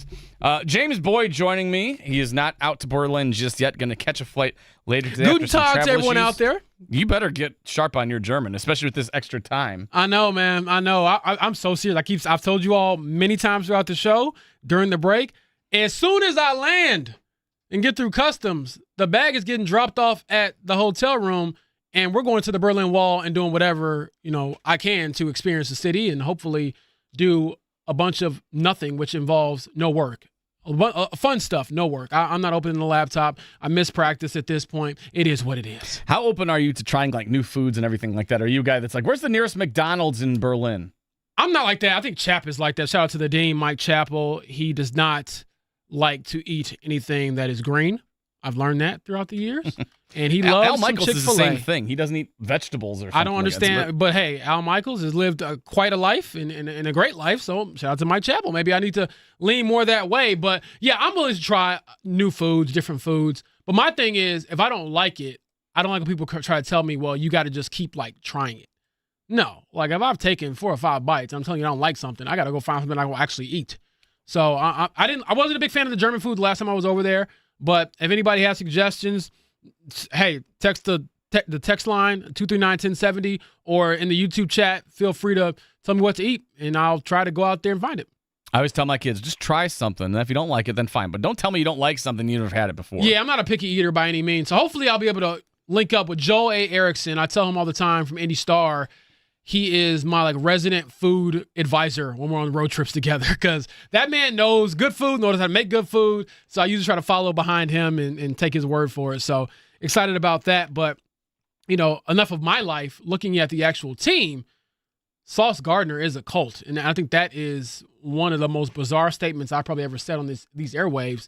And to have that be a real statement, man, does it feel any realer a few days removed from it, Mark? No, because I still remember when I saw that tweet come out from Rappaport and Schefter and everything like that. I was like, whoa. Yeah, I'm not going to lie. I mean, I knew we were thinking maybe they would upgrade, but I didn't think they were going to be like, boom, here you go. We're going to drop this in your lap. And, I thought we'd get a decent trade maybe, but maybe pass rusher or second. When I saw the name Sauce Gardner, I was like, I mean, that's not a double. That's not a single. That's not a triple. That is a home run swing that you're taking, especially. It's not the triple single. No. As Shaq always says on the TNT show. You are clearing the bases, especially shipping 2 first-round picks and 80 Mitchell off to New York. But yeah, that is a swing for the fences deal for the Colts and tells you just how bought in they are into the season. They don't think it's a fluke. So Caleb, as a fan, a true fan with boots on the ground. Yeah, no out fans there. on this show but me right now. Nah, you're a real fan. You got brick and mortar out there, baby. you and Mo. So how did you and Mo react to the trade? I want to hear from a fan perspective because I got to be all professional and I got to figure out what's the compensation? What does the draft picks for the future mean? Okay, what does it mean for Daniel Jones? But in the moment, knowing your team's going for, how did that feel? Yeah, so I was actually listening to the Query & Company. Nice. And I was transported. What a company man you are. I know. Supporting stuff Even those around checks here. coming in. I know, bro. That's smart. That's smart. And I was listening, and I was kind of getting ready for the other job I have, and I just, I knew the trade deadline. It was trade deadline day, and I felt like I was transported back to the 1990s learning from a radio station about big news. Like, it wasn't social media. And then immediately the text started coming in. I'm just happy, man. Like, you never know when stuff is going to open up in this league. Sometimes it's a quarterback coming in. Sometimes it's a coaching change. Sometimes whatever it is. But when it does, you got to capitalize. Like, and it just contributes to the exciting season that hopefully this will be down the stretch. I'm happy that they decided to go all in, and I think the other thing that makes this different than like what the Packers did with Micah Parsons, maybe some other trades I should play that. Packers suck. But yeah, like I think what's different about this is like Sauce is under contract till what, 2030? Yeah. It changes This the isn't math a on rental, why no. 2 first-round picks were gave up for something like this. So my only follow-up to that, Caleb, is has your excitement shifted in a good way to a bit of fear because there's real expectations now? And in your mind, how far does this team need to go in the postseason, first time they'll be there since 2020, to make it a successful run? Because in my mind, I was like, I won't go Super Bowl or bust, but I will say a move like this, you're trying to get to the AFC Championship game. So in your mind, what is a reasonable level of like, if we get to this point in the season, we did enough? Not that there's moral victories, but you know what I mean. Yeah, I do. And I actually think they need to be a top 2 seed in this thing. That's what I think. I think they have to have multiple playoff games in Lucas Oil Stadium. So because I think that's going to matter when you have Mahomes, Josh Allen coming in. I am not scared of really anybody else in this conference right now besides playing at Arrowhead, which I think November 23rd, like as big of a regular season game as you can get in this league. Yeah. And so I think for me right now, what I'm focused on, it's like I'm speaking like I'm on the team.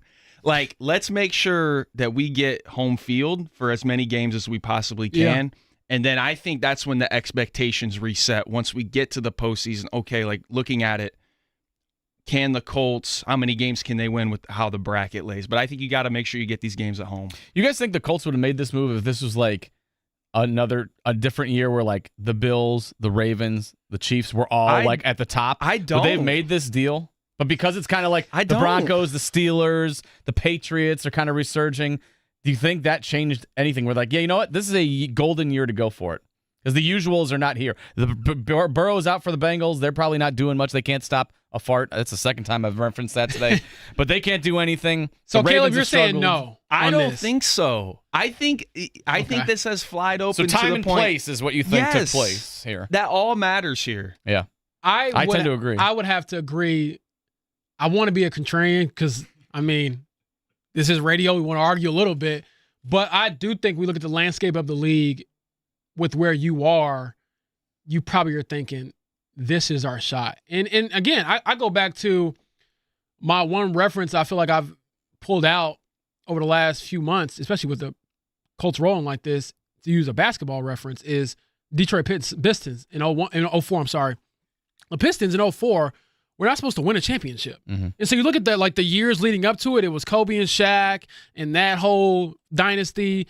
And then you got the Pistons, and then you got, the Spurs years, and it transitions into some of the newer age teams at that point. The Miami Heat won one, I think, in 06, and so on and so forth. But that one championship, I wonder if the Colts, in a sense, different sport, granted, can be sort of like that. We're like, okay, we get it. Like, this is the Patrick Mahomes era. It's the Josh Allen era. It's the Lamar Jackson era. All these great quarterbacks and teams. But this one year, the Colts, were atop the mountain and kind of snuck one in. And even looking at the Chargers, everybody expected them to make a step and be at the top of this thing. They're not. You went in and beat them, and now they were depleted, obviously. But, it's right there for you. I applaud them for going to do it, and I think it makes this back half of the season just that much more exciting. You guys, I just got a message from United and I almost fell out, but it says everything's on time. It just updated me and said, hey, your flight's going to be boarding here. There's nothing more stressful than Thank airline you, Lord. text. I saw that, Caleb, and I was about to use the dump button. I was about to get the bleep, bleep, bleep on this Friday morning. Yeah, it's either like your flight's on time or there's a delay. There's nothing in between. It's like, good morning. I'm like, no. What's happening here? It's been a good morning so far. It'll be a bad morning if, I don't get on a flight later today, but excited about that. Let's keep the good vibes rolling at the top of the hour. We got to get into Sauce Gardner audio. We also got to get into our most entertaining, hardest and easiest games of the football slate for the weekend. It's a Football Friday here on the Fan Morning Show. Mark Dykton, James Boyd, Caleb Zuver, on 93.5, 107.5 The Fan.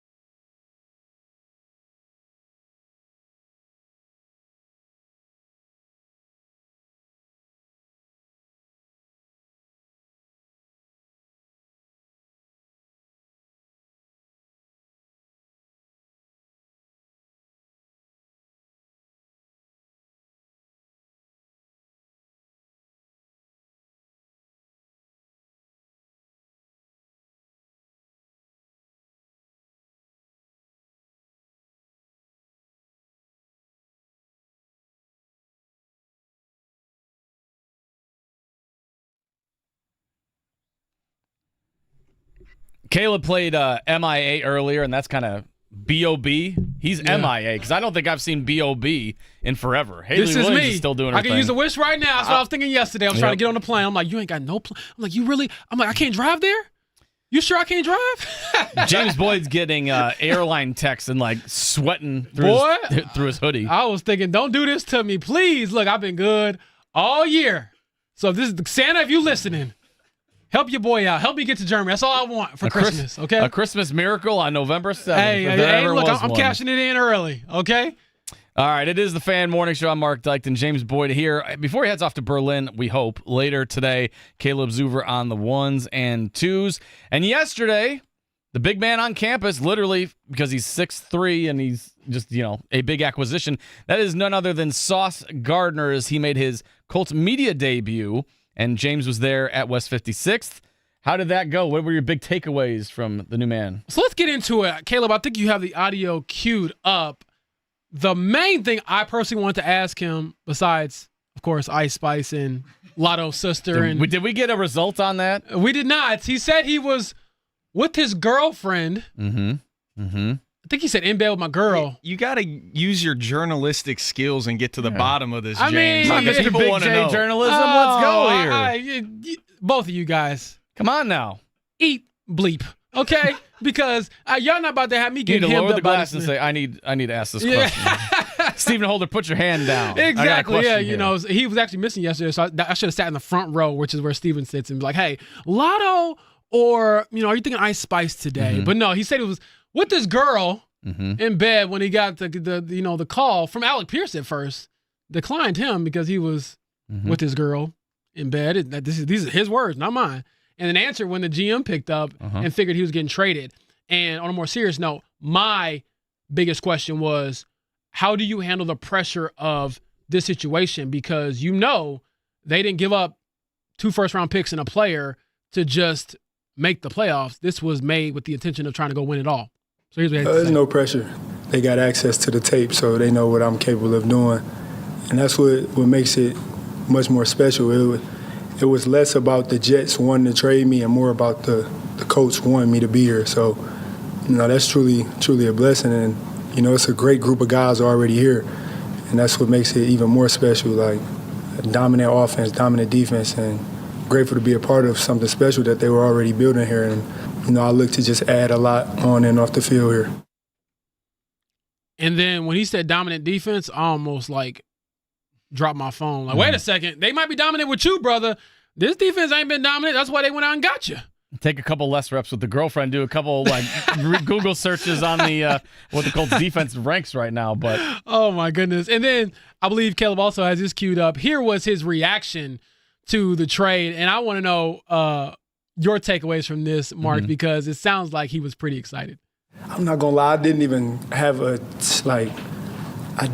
time to process it all the way. I just knew I was coming into a great situation. So I was running in circles in the house because the first thing I'm thinking bro, I'm about to be back with my boy Alec.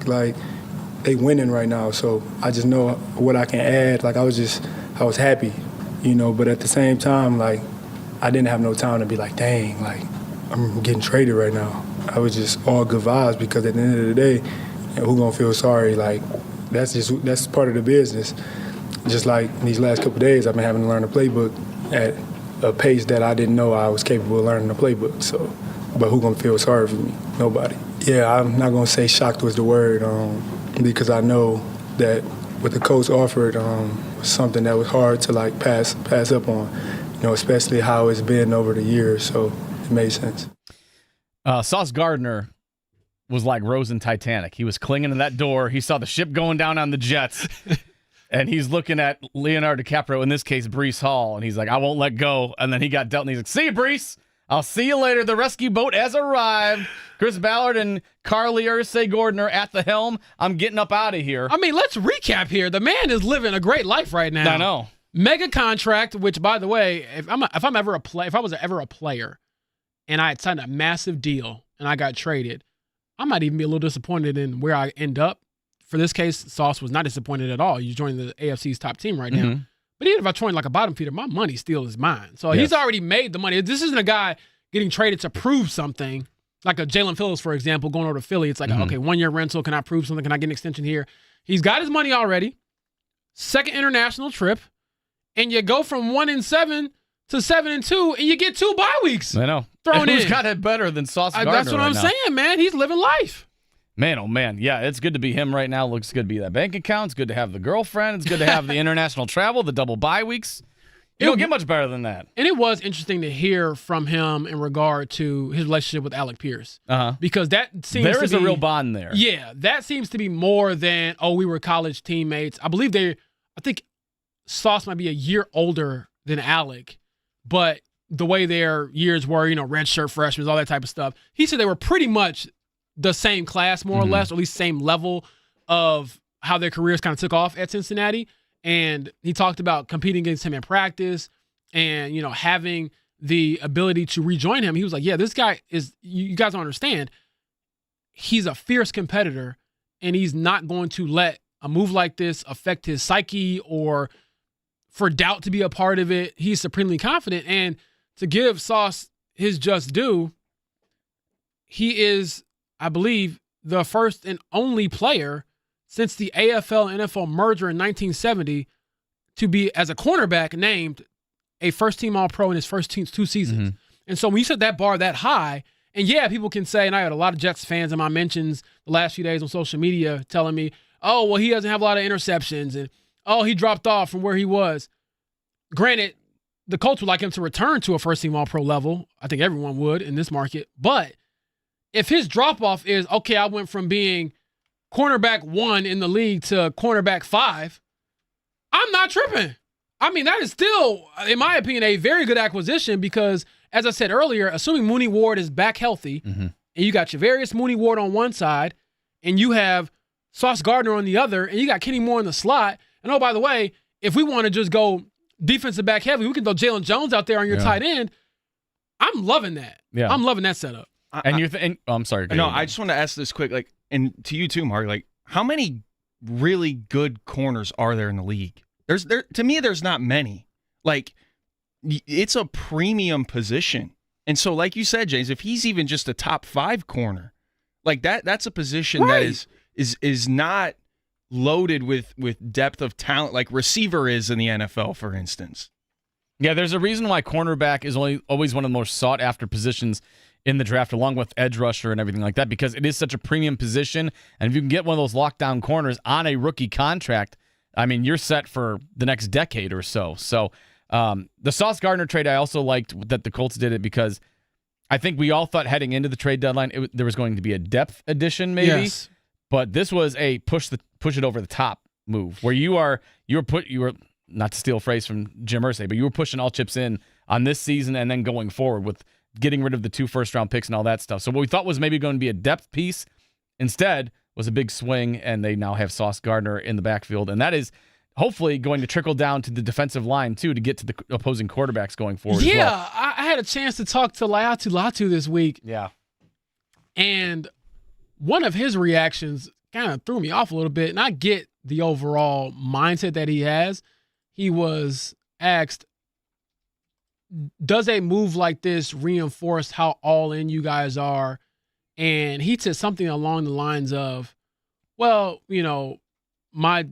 nothing's changed for me. I think he said it's not going to affect me or something and I'm like that. Nothing's changed for you. A lot has changed for you. And I think he was speaking more towards the mindset that he has versus the actual on-field product. But semantics aside, this is why that move was made. So that you, what was he at, the 15th pick, I think, a couple of years ago? In the draft, first defensive player drafted, can do what you do best, which is pin your ears back and go get the quarterback. But brother, it better affect you on the field because you better I was thinking, I love Latu. Great man, and I think that he has an incredible story, his journey, and all of that. Don't want to take anything away from him.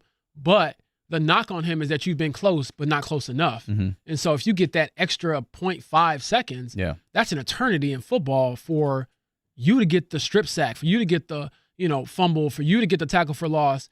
And again, even if the quarterback gets the ball off, if you're affecting him to that degree and you got those guys on the back end, hey, I know Sauce Gardner has 3 interceptions, but how many times is somebody going to throw it up to him and he gets another interception this year because there's so much pressure in the quarterback's face. So I think it has an immense trickle-down effect on this defense, and it can also help mitigate maybe some of the other issues you had because tangentially, look at that word. I know, I can't spell it. Don't ask me to. But I think the other part of this is, again, because Jalen Jones, talking to him, you can look at this as, they brought in Sauce Gardner, Jalen Jones, you're the odd man out, you're not starting anymore. He seemed excited because I think that Lou is, nicknamed the mad scientist. He can cook up some stuff to still have Jalen Jones out there. And I think that where they fall short in like coverage linebackers, you can put the bigger, longer Jalen Jones on tight ends to help you on some of those passing situations that I think hurt them when it comes to across the middle of the field. We saw it last week with the Pittsburgh Steelers. Their tight ends kind of got after them a little bit. Is this now a remedy for that as well? Boy, I hope so. And like you said, you're hoping that the secondary now, with as big a talents as they have out there, that even the half second or even just slowing down, making the opposing quarterback have an extra half second of delay helps that defensive line get to him a little more. Where you're taking those options away from him down the field, he can't go to check down. Or he might not have those deep field obligations as he usually has. He has to go to the check downs or something like that. But if you can get in his grill and just keep those opposing receivers and tight ends in check for even a half second, that should make a huge difference for the defensive line. Mark, I think that's the identity of Lou Anarumo's entire philosophy. Just a half second more. His specialty is disguising the blitzes and confusing the quarterback. And so, like you said, Mark, like just that half second more, and that's been Latu's story of his career up to this point. Yeah. And his Sunday last week, his great game against Pittsburgh, like kind of an inkling of where he's headed. So I think all those factors of it just make this so fascinating. Well, here's one thing I'll throw out there. Sure. Talk to Chris Hewitt, the Colts pass game coordinator / secondaries coach. And shout out to Joey Erickson. He asked him, why are cornerbacks such a big piece of this defense? In every defense it is, but you've invested so much. I mean, you went out and basically bought an entire new secondary. And why do you think that's been such an emphasis on your unit? And Chris Hewitt said, we want to play man. We want to be able to take away all that space, which is the opposite of what they did with Gus Bradley.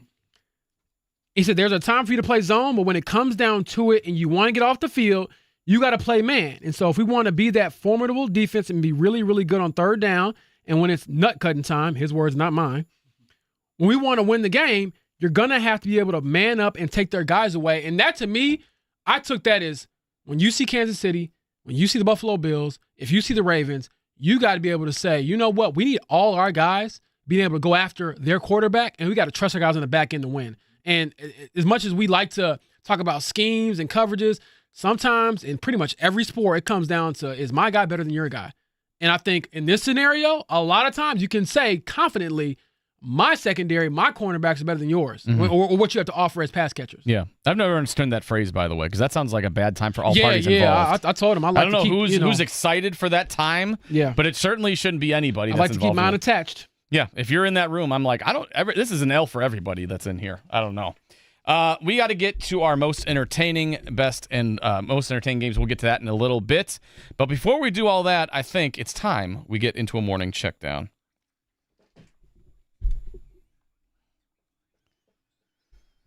All right, Sauce Gardner and the Colts have officially landed in Berlin a little bit earlier today. Matt Taylor has also landed. They are getting ready for practice a little bit later to get ready for the Falcons. You think it's just going to be kind of is that going to be like probably the lightest walkthrough of all time? Yeah, the last time I was over there, it was pretty light. A lot of community events before that with like some German youth, and they try to really promote the league. So from what I understand, it'll be, get off the plane, stretch, do a little jog, a little moving around. But for the most part, you're not doing anything strenuous because you want to make sure you don't have any hiccups when it comes to, okay, a guy gets off a plane, we haven't been moving too much. Oh, wow, Josh Downs is out because he pulled his hamstring. Like, you don't want to be that team that's that kind of naive. So they're going to rest today, rest tomorrow, and then try to, hit the ground running, literally, when it comes to the game Sunday against the Falcons. One guy who is already been ruled out is DeForest Buckner. He didn't even travel with the team to Berlin, so he is out for Sunday. Any other question marks or concerns you saw on the injury report before the team headed to Berlin? Yeah, I didn't get a chance to, and I won't have a chance to before the game, but Tyquan Lewis, I don't know if he had like a setback or something like that because he practiced in full last week and then was downgraded I believe, on Saturday, and then he's out for this game. I can't say out for this game, but he didn't practice this week, made the trip over there. Will he play? Will he not? How does he feel going forward? And I think the DeForest Buckner thing is just, in my mind, I'm doing some digging now. I can't report anything officially, but I do wonder if this is something where they were like, you know what, this is giving you some trouble. Let's just take a week off for the bye week, get fully healthy, or as healthy as you can before that home run stretch of the season.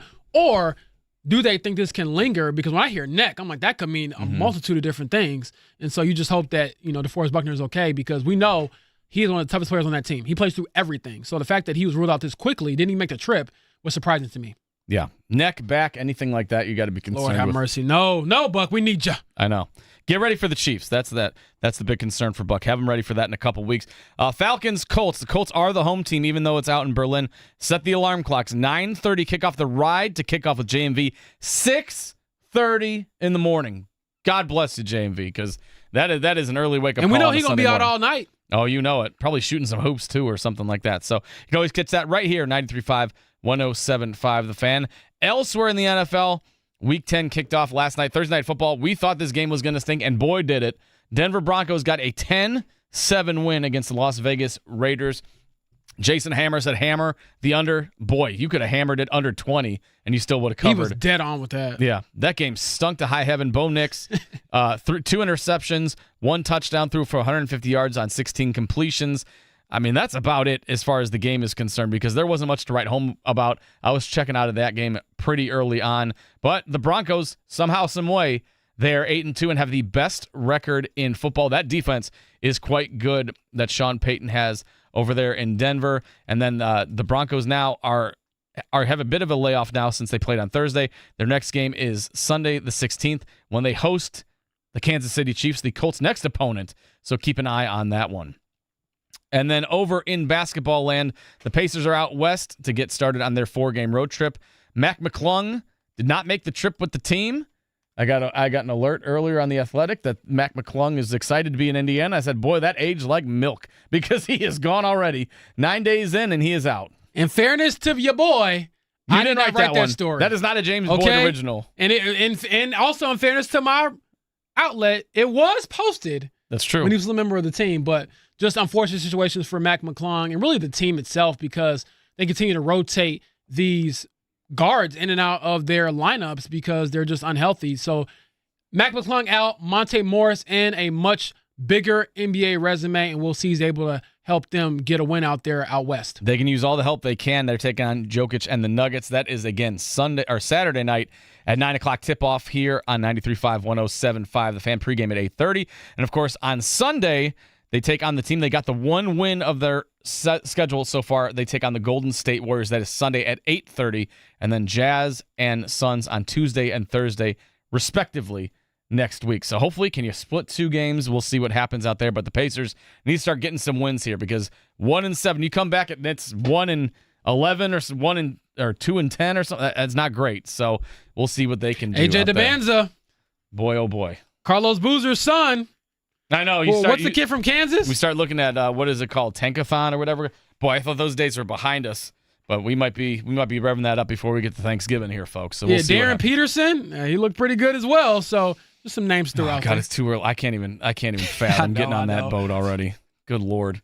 College football wise, it is another busy one. We've got Indiana, the second-ranked Hoosiers, taking on Penn State out in Pennsylvania. That is a noon kickoff out there. Purdue hosts the number 1 team in the land, the Ohio State Buckeyes.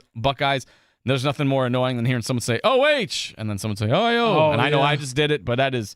They do that for Illinois, like ILL, INI, and I'm just like, man, I ain't said that mess since I was on campus. I know. As I know, Indy's hosted its share of Big Ten championships. The amount of times that Ohio State's been in there, and you just hear that chant go for hours and hours, it's just.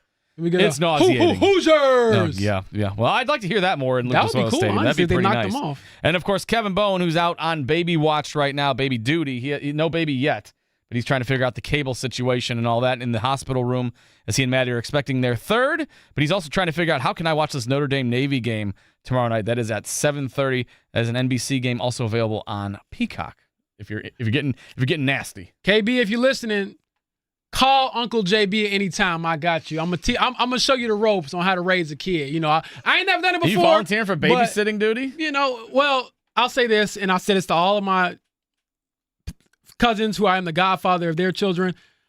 I say that with this one request. Everybody's potty trained already. So give me a couple years, you know. Don't call me right now. But, you know, when we get to around 4, 5, 6, holla at your boy. All right, there you go.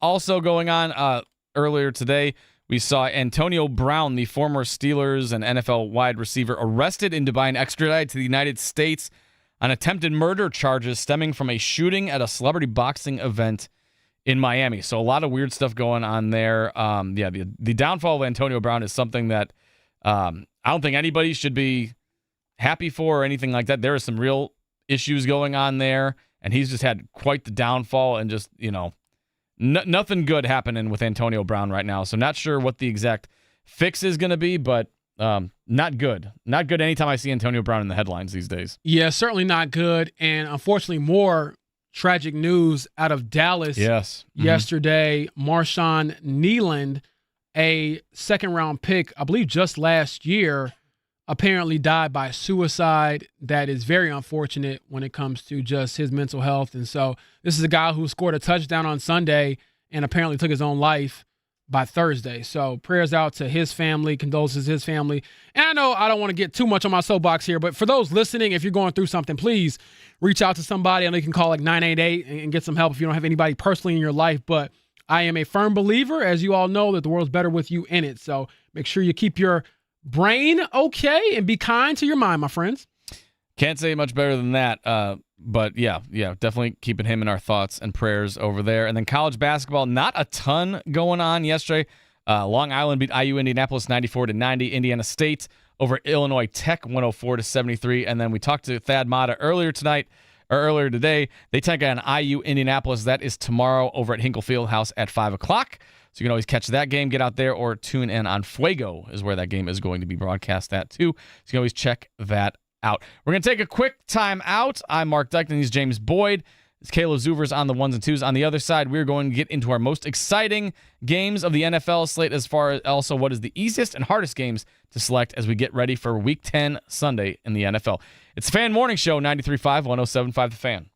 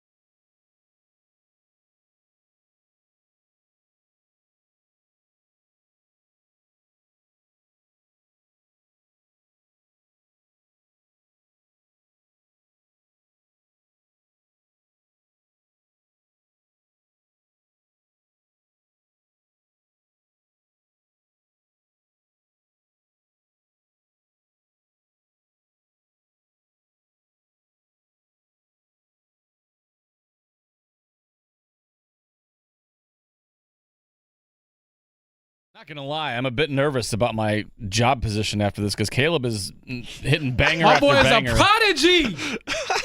This is the equivalent of I'm a AJ little Debanza, okay? I'm a little concerned. First round pick right there.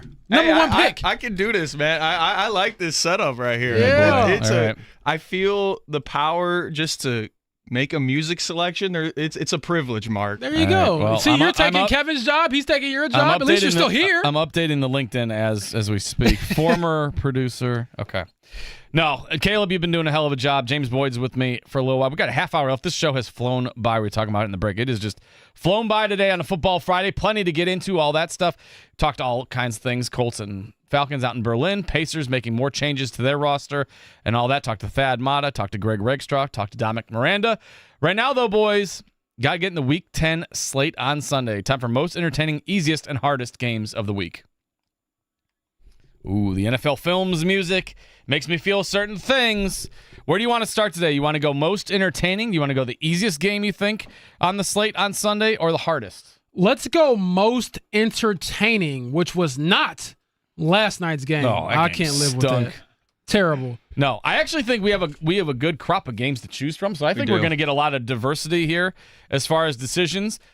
James, I will cede to you to go first. So I'm going to go with the Ravens and Vikings. Okay. Mm-hmm. I think this is a very intriguing game because J.J. McCarthy, who says he has an alter ego named 9 after his number, can he keep the Vikings rolling, get them back above 500, or is Lamar Jackson and the Ravens on the way? Because I feel like this is a big game for them. They can't afford really to drop off any more games if they want to try to win their division, get into the playoffs, and get in the mix here in the back half of the season. So that to me is a marquee matchup. And I can already see the headlines if J.J. McCarthy knocks off Lamar Jackson. Boy, oh boy. Yeah, that's a good one. Yeah, the Ravens can't really, I mean, you would hope they would get that win. At least I do, especially being a fan of another team in the NFC North. But they do have a tough slate. They are very division heavy on the rest. They got the Browns, they got the Bengals twice, the Steelers. They've also got the Patriots and Packers and Steelers on the schedule. So the Ravens need to start stacking wins. That's a good one. I'm going to go Patriots, Bucks. A 1 o'clock kickoff out in Tampa. Combined 13-4 record between the two teams. Patriots undefeated on the road. The Bucks trying to recover. They've dealt with injuries and everything like that. They came out of their bye week, though. That is a juicy one right there. Yes. The battle of Tom Brady's love, I feel like. I think it's a great pick, Mark, because you look at the Patriots schedule, too. They don't have many tests here in this back half of the season. I really feel like this is one of the last tests they're going to have, besides playing the Bills one more time. I'm going to go with the Monday night game. I think this is a huge narrative swinging game for both of these teams, the Eagles and the Packers. You have the Packers coming off some rough games where they didn't look great, and they're playing at home on prime time. And you obviously have the Eagles, which you never know what Eagles team you're going to get from half to half. So I'm going with that one. I'm excited for that one. I think also the 49ers Rams. I was trying to decide between that one too because that's really good. I want tush push all day, all night on Monday night. So yeah, go Eagles. I Packers fans are in disarray. I love it. I saw one of the Wisconsin radio stations tweeted out if any other NFC North team could have Matt LaFleur or the current coach they have, would you take Matt LaFleur? And they were like overwhelmingly like, no one wants this bum of a head coach. Thank you. Yes, they do suck. Matt LaFleur sucks too. He's also kind of a red ass for no reason. He was ripping the Halloween holiday, acting like he's locked in on Carolina, and then he lost to the Panthers. So stick it, Matt LaFleur, and the Packers all there. Okay, let's go easiest game next. I'm going to say the Lions, because they're taking on the Commanders. Lions are 7.5-point favorites against the Commanders. That's kind of it's over a touchdown spread, but I also think Detroit is pissed and wants to get revenge after falling to the Vikings last week. And the Commanders are falling on hard times. They've fallen off quick. No Jaden Daniels after that horrific decision to have him in down 30 points on Sunday night the other day. They are falling off quickly, and I think the Lions are going to have a get-right game against the Commanders. Yeah, that would make sense. My easiest game of the week. Caleb, you go first. Yeah, Let me I'll ponder that a little filibuster. bit more. I'll filibuster. Mark, this is not because I'm just here and trying to make you feel better. I think the Bears are about to play a lot better. That game last week, I think, is a springboard for that offense. And so they're 4.5-point favorites at home against the Giants. I think they're going to put them away early. I think Caleb Williams looks good, and I think they continue to roll and make some noise in the NFC as kind of a dark horse team to make some noise in the playoffs. I got to roll with Lions Commanders. I feel like without Jaden Daniels in the lineup, it's going to get ugly for them. And we know the Detroit coming off the loss, I believe, last week to the Vikings. We know what they do. Usually when they bounce back, they don't just bounce back. They score 1 million points. So I might take – I know it's a big spread, 7.5, but I'll probably take that, honestly. My only concern with the Bears-Giants, Caleb, is that the Bears defense ain't the 85 Bears. They're not even like the 04 Bears defense. That Bears defense is rough. So I feel like they're going to be in shootouts with everybody, even the Giants who have no Malik Neighbors or Scadaboa. So we'll see what happens there. The hardest game to predict, and I'm going the AFC South for this one. Jaguars-Texans. Jaguars are 1.5-point favorites. I can't figure out either team on a week-to-week basis. I feel like they are Jekyll and Hyde. I mean, everybody keeps saying Trevor Lawrence, it's his time now, and he's kind of doing things. They added Jacoby Myers, so maybe that helps a little bit, but Brian Thomas hasn't been very good. And then the Texans, they've been in such a hole that they need to stack wins much like Baltimore does. But, C.J. Stroud, he's been pretty good lately. But he's also been pretty bad at times. So it's a weird game. It also will help the Colts if this ends in a tie, I feel like. Yeah. I was going to say, is CJ, have they said if he's playing? I know he had that concussion. Yeah, I don't know his status. And that makes it interesting because of the return of Davis Mills, who I don't know if people still Davis realize. Mills is supposed to start again. Yeah. And again, do you trust the Jags in that spot? I think it's a great point, Mark. I'm going to go Steelers-Chargers. Even off of what I saw last week from the Steelers, I'm not sure that many turnovers is sustainable. And their offense only putting up 27. You don't think they'll get 6 turnovers a game for the rest of the season? I don't. I think an underrated aspect of that game was that they had 6 turnovers and only scored 27 points. I think you got to be able to at least give me 30, Aaron Rodgers. So don't know what Chargers team we're going to get. Again, just are they healthy? How's Justin Herbert going to play? So I'll say that one. It's a 2.5-point spread I'm seeing. So Stroud might be out. I still don't trust the Jaguars. He is out. Yeah. I'm with you, Mark. Don't trust him. So I'll go. No, I don't trust you. For my hardest one, I'll go Eagles-Packers. 1.5-point favorites for the Packers. I feel like both of those teams, they can be really dominant one week and then not so dominant the next, especially the Packers. I know everyone was hyped about the Micah Parsons trade, and they're doing all right, but they lost to the Panthers last week, so that's a team I feel like I can't trust. And they feel like Philly, as good as they are, they always have drama, and I feel like they always make the game harder than it has to be. Yeah, they kind of play down to their competition. Yeah, so if they win, I still don't even think it will be by a lot. Have they dominated very many opponents this year, despite having all pros all over their offensive line, and rather offensive line, but offensive scheme. So we'll see how that shakes out. Bias aside, that is a very intriguing Monday night matchup. I'm looking forward to that. That's a nice thing you ever said about the Packers. That's the only thing I'll ever say nice about them. Quick time out here on the Fan Morning Show. We got one more segment to go. We'll give out our Colts-Falcons predictions on the other side. Mark Dykton, James Boyd, Caleb Zuver on the Fan Morning Show, 93.5, 107.5 The Fan.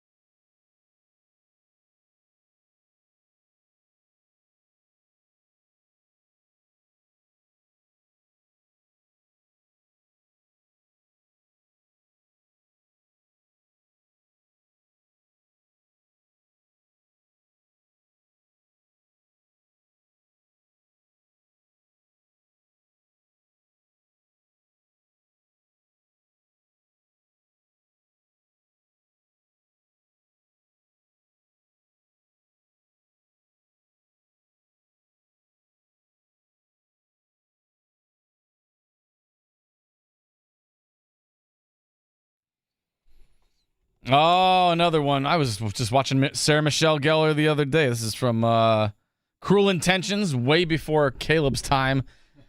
I'm sure James has never watched it, but boy. No, I have You're not. the old soul on today's show. Greg Rakestraw with that reference earlier. Like, Mark, Wayne's you're the World. old soul. Wayne's World is an all-time classic. The Wayne's World was a great movie. You need to watch that. It has aged like fine wine. It does not get old. Cruel Intentions, Sarah Michelle Gellar. My wife and I have been watching the Scream movies lately because like the Scream 7, I guess, is coming out next year or something. I don't think I've ever seen anything past the first one. So I was like, you know what? These are all on streaming services. They are readily available. I wouldn't mind watching these. So when the girls go to sleep, we watch the first two. And yeah, I'd never seen the second one. So I was like, oh man, there's a lot of people in here, including Sarah Michelle Gellar of Cruel Intentions fame. So thank you for that one, Caleb, who has been killing it on the ones and twos today. Final segment of the day before we get out of here. James is hitting the airport after this to head to Berlin. Hopefully, no delays there. Do you get a meal on the flight? Have you picked that out?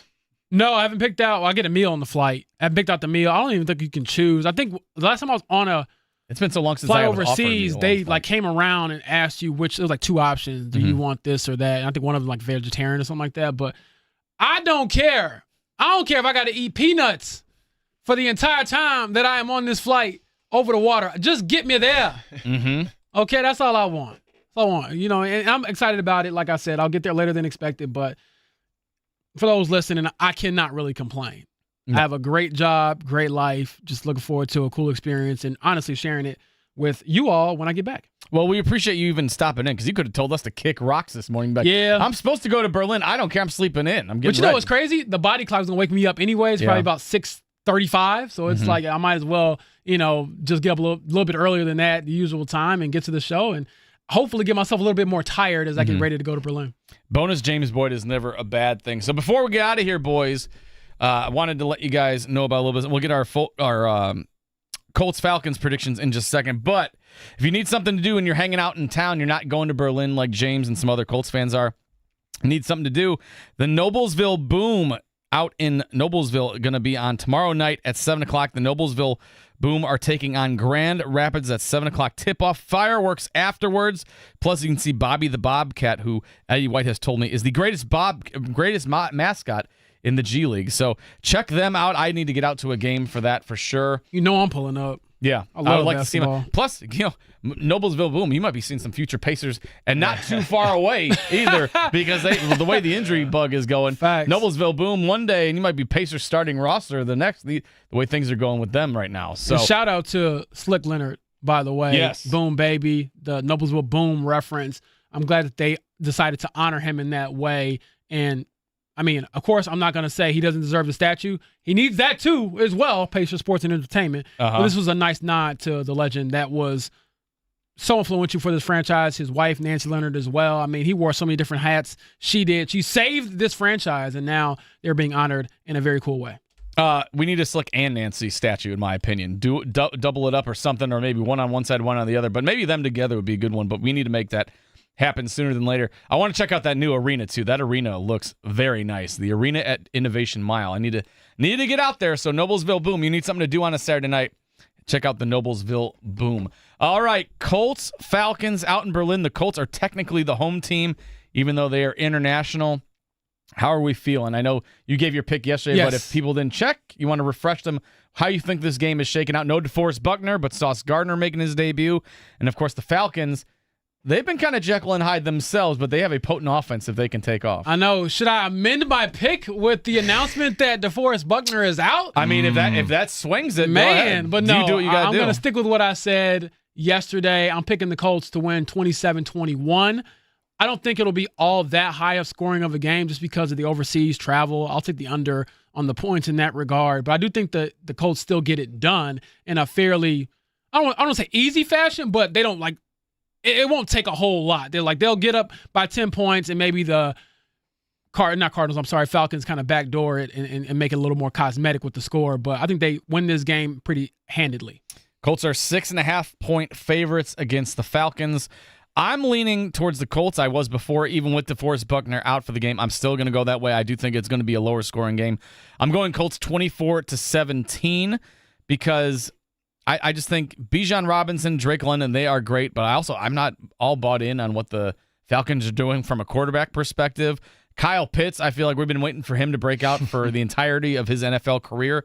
And that Falcons defense, they can be stubborn at times, and then they can be like a leaky faucet at others. Yeah. So I don't really know what we're getting there, but I will have the Colts moving to 8-2 Sunday morning, and then hitting the bye week and getting ready for a huge Chiefs game a couple weeks from now. So Caleb, where do you side? 27-17 Colts. I'm with you guys. I think the Falcons defense is kind of, I guess, good enough to maybe keep the Colts offense in check a little bit. But this is a game you got to win. You need to go into the bye week feeling good, get things back to normal a little bit, and then be maybe at your most healthy heading into Kansas City. That is one thing I am going to keep my eye on. Like, really hopeful that this team stays healthy in this next game, because those injury questions hanging over you through the bye week into your biggest game of the season would be a little concerning. So take care of business, 8-2, and then it gets really real after that. Oh, I can't wait. I can't wait because I want to enjoy the bye week, but I can't wait to some degree because,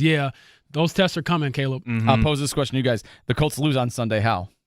Ooh. What would the Falcons be doing that the Colts aren't ready for? The obvious one is turnovers. Mm-hmm. If you give them 2 or 3 opportunities with a short field because you can't take care of the football, that to me would be a big issue. And then looking at Bijan Robinson, the absence of DeForest Buckner, does he have a big game against you and, help them have enough offense to win the quote-unquote shootout? So Bijan is a guy that scares me, man. Very talented player, whether it's catching the football out of the backfield or making a guy miss as just a regular ball carrier. He's someone that I think they really needed DeForest Buckner to help slow down. But as we always say, next man up. Can the other guys, Neville Gallimore, Adetomiwa Adebawore, can those guys step up in the trenches alongside Grover Stewart to make sure Bijan and Drake London as well don't have huge days? I think I was going to say the offensive line, too. Mm-hmm. You got to be able to protect. It's a bounce-back game for them this week. You are hoping that last week was an aberration for a lot of things offensively. Absolutely. You were hoping that the offensive line can get right against Atlanta. You were hoping that Daniel Jones, that was just a blip on the radar. Because clearly you have made the decision that, they told us that. We are rolling moves. with you. Yeah. So you're hoping that last week's turnover fest was a one-off, because that was ugly. If it bleeds into a second week now and you're looking at, oh boy, what's happening now? Is the pumpkin, is the rose turning back into a pumpkin all of a sudden? Yeah, You're like, oh, no. I know. And I do think, to the point that Caleb made when it comes to just getting healthier before the bye week and getting through without any injuries, on top of that, I think a win would be huge from the standpoint of you get to silence all the people that kind of said, oh, the old Colts are back. Daniel Jones, why'd you invest in him? He just turned it over 1 million times.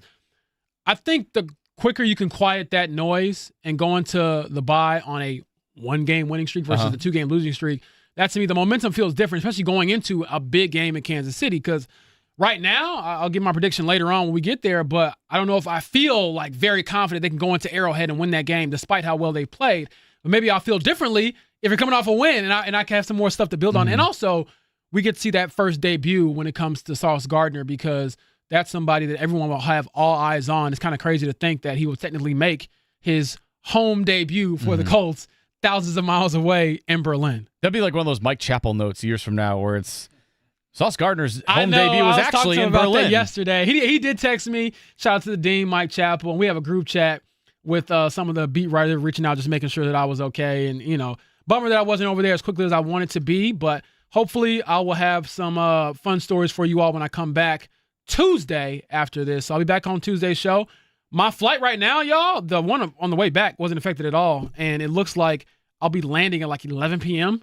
Monday night, our time, here in Indianapolis, and then just getting right back up for the show. So, again, I can't complain. It's a great life and a great job. Well, have safe travels. We hope you have no issues getting out of here.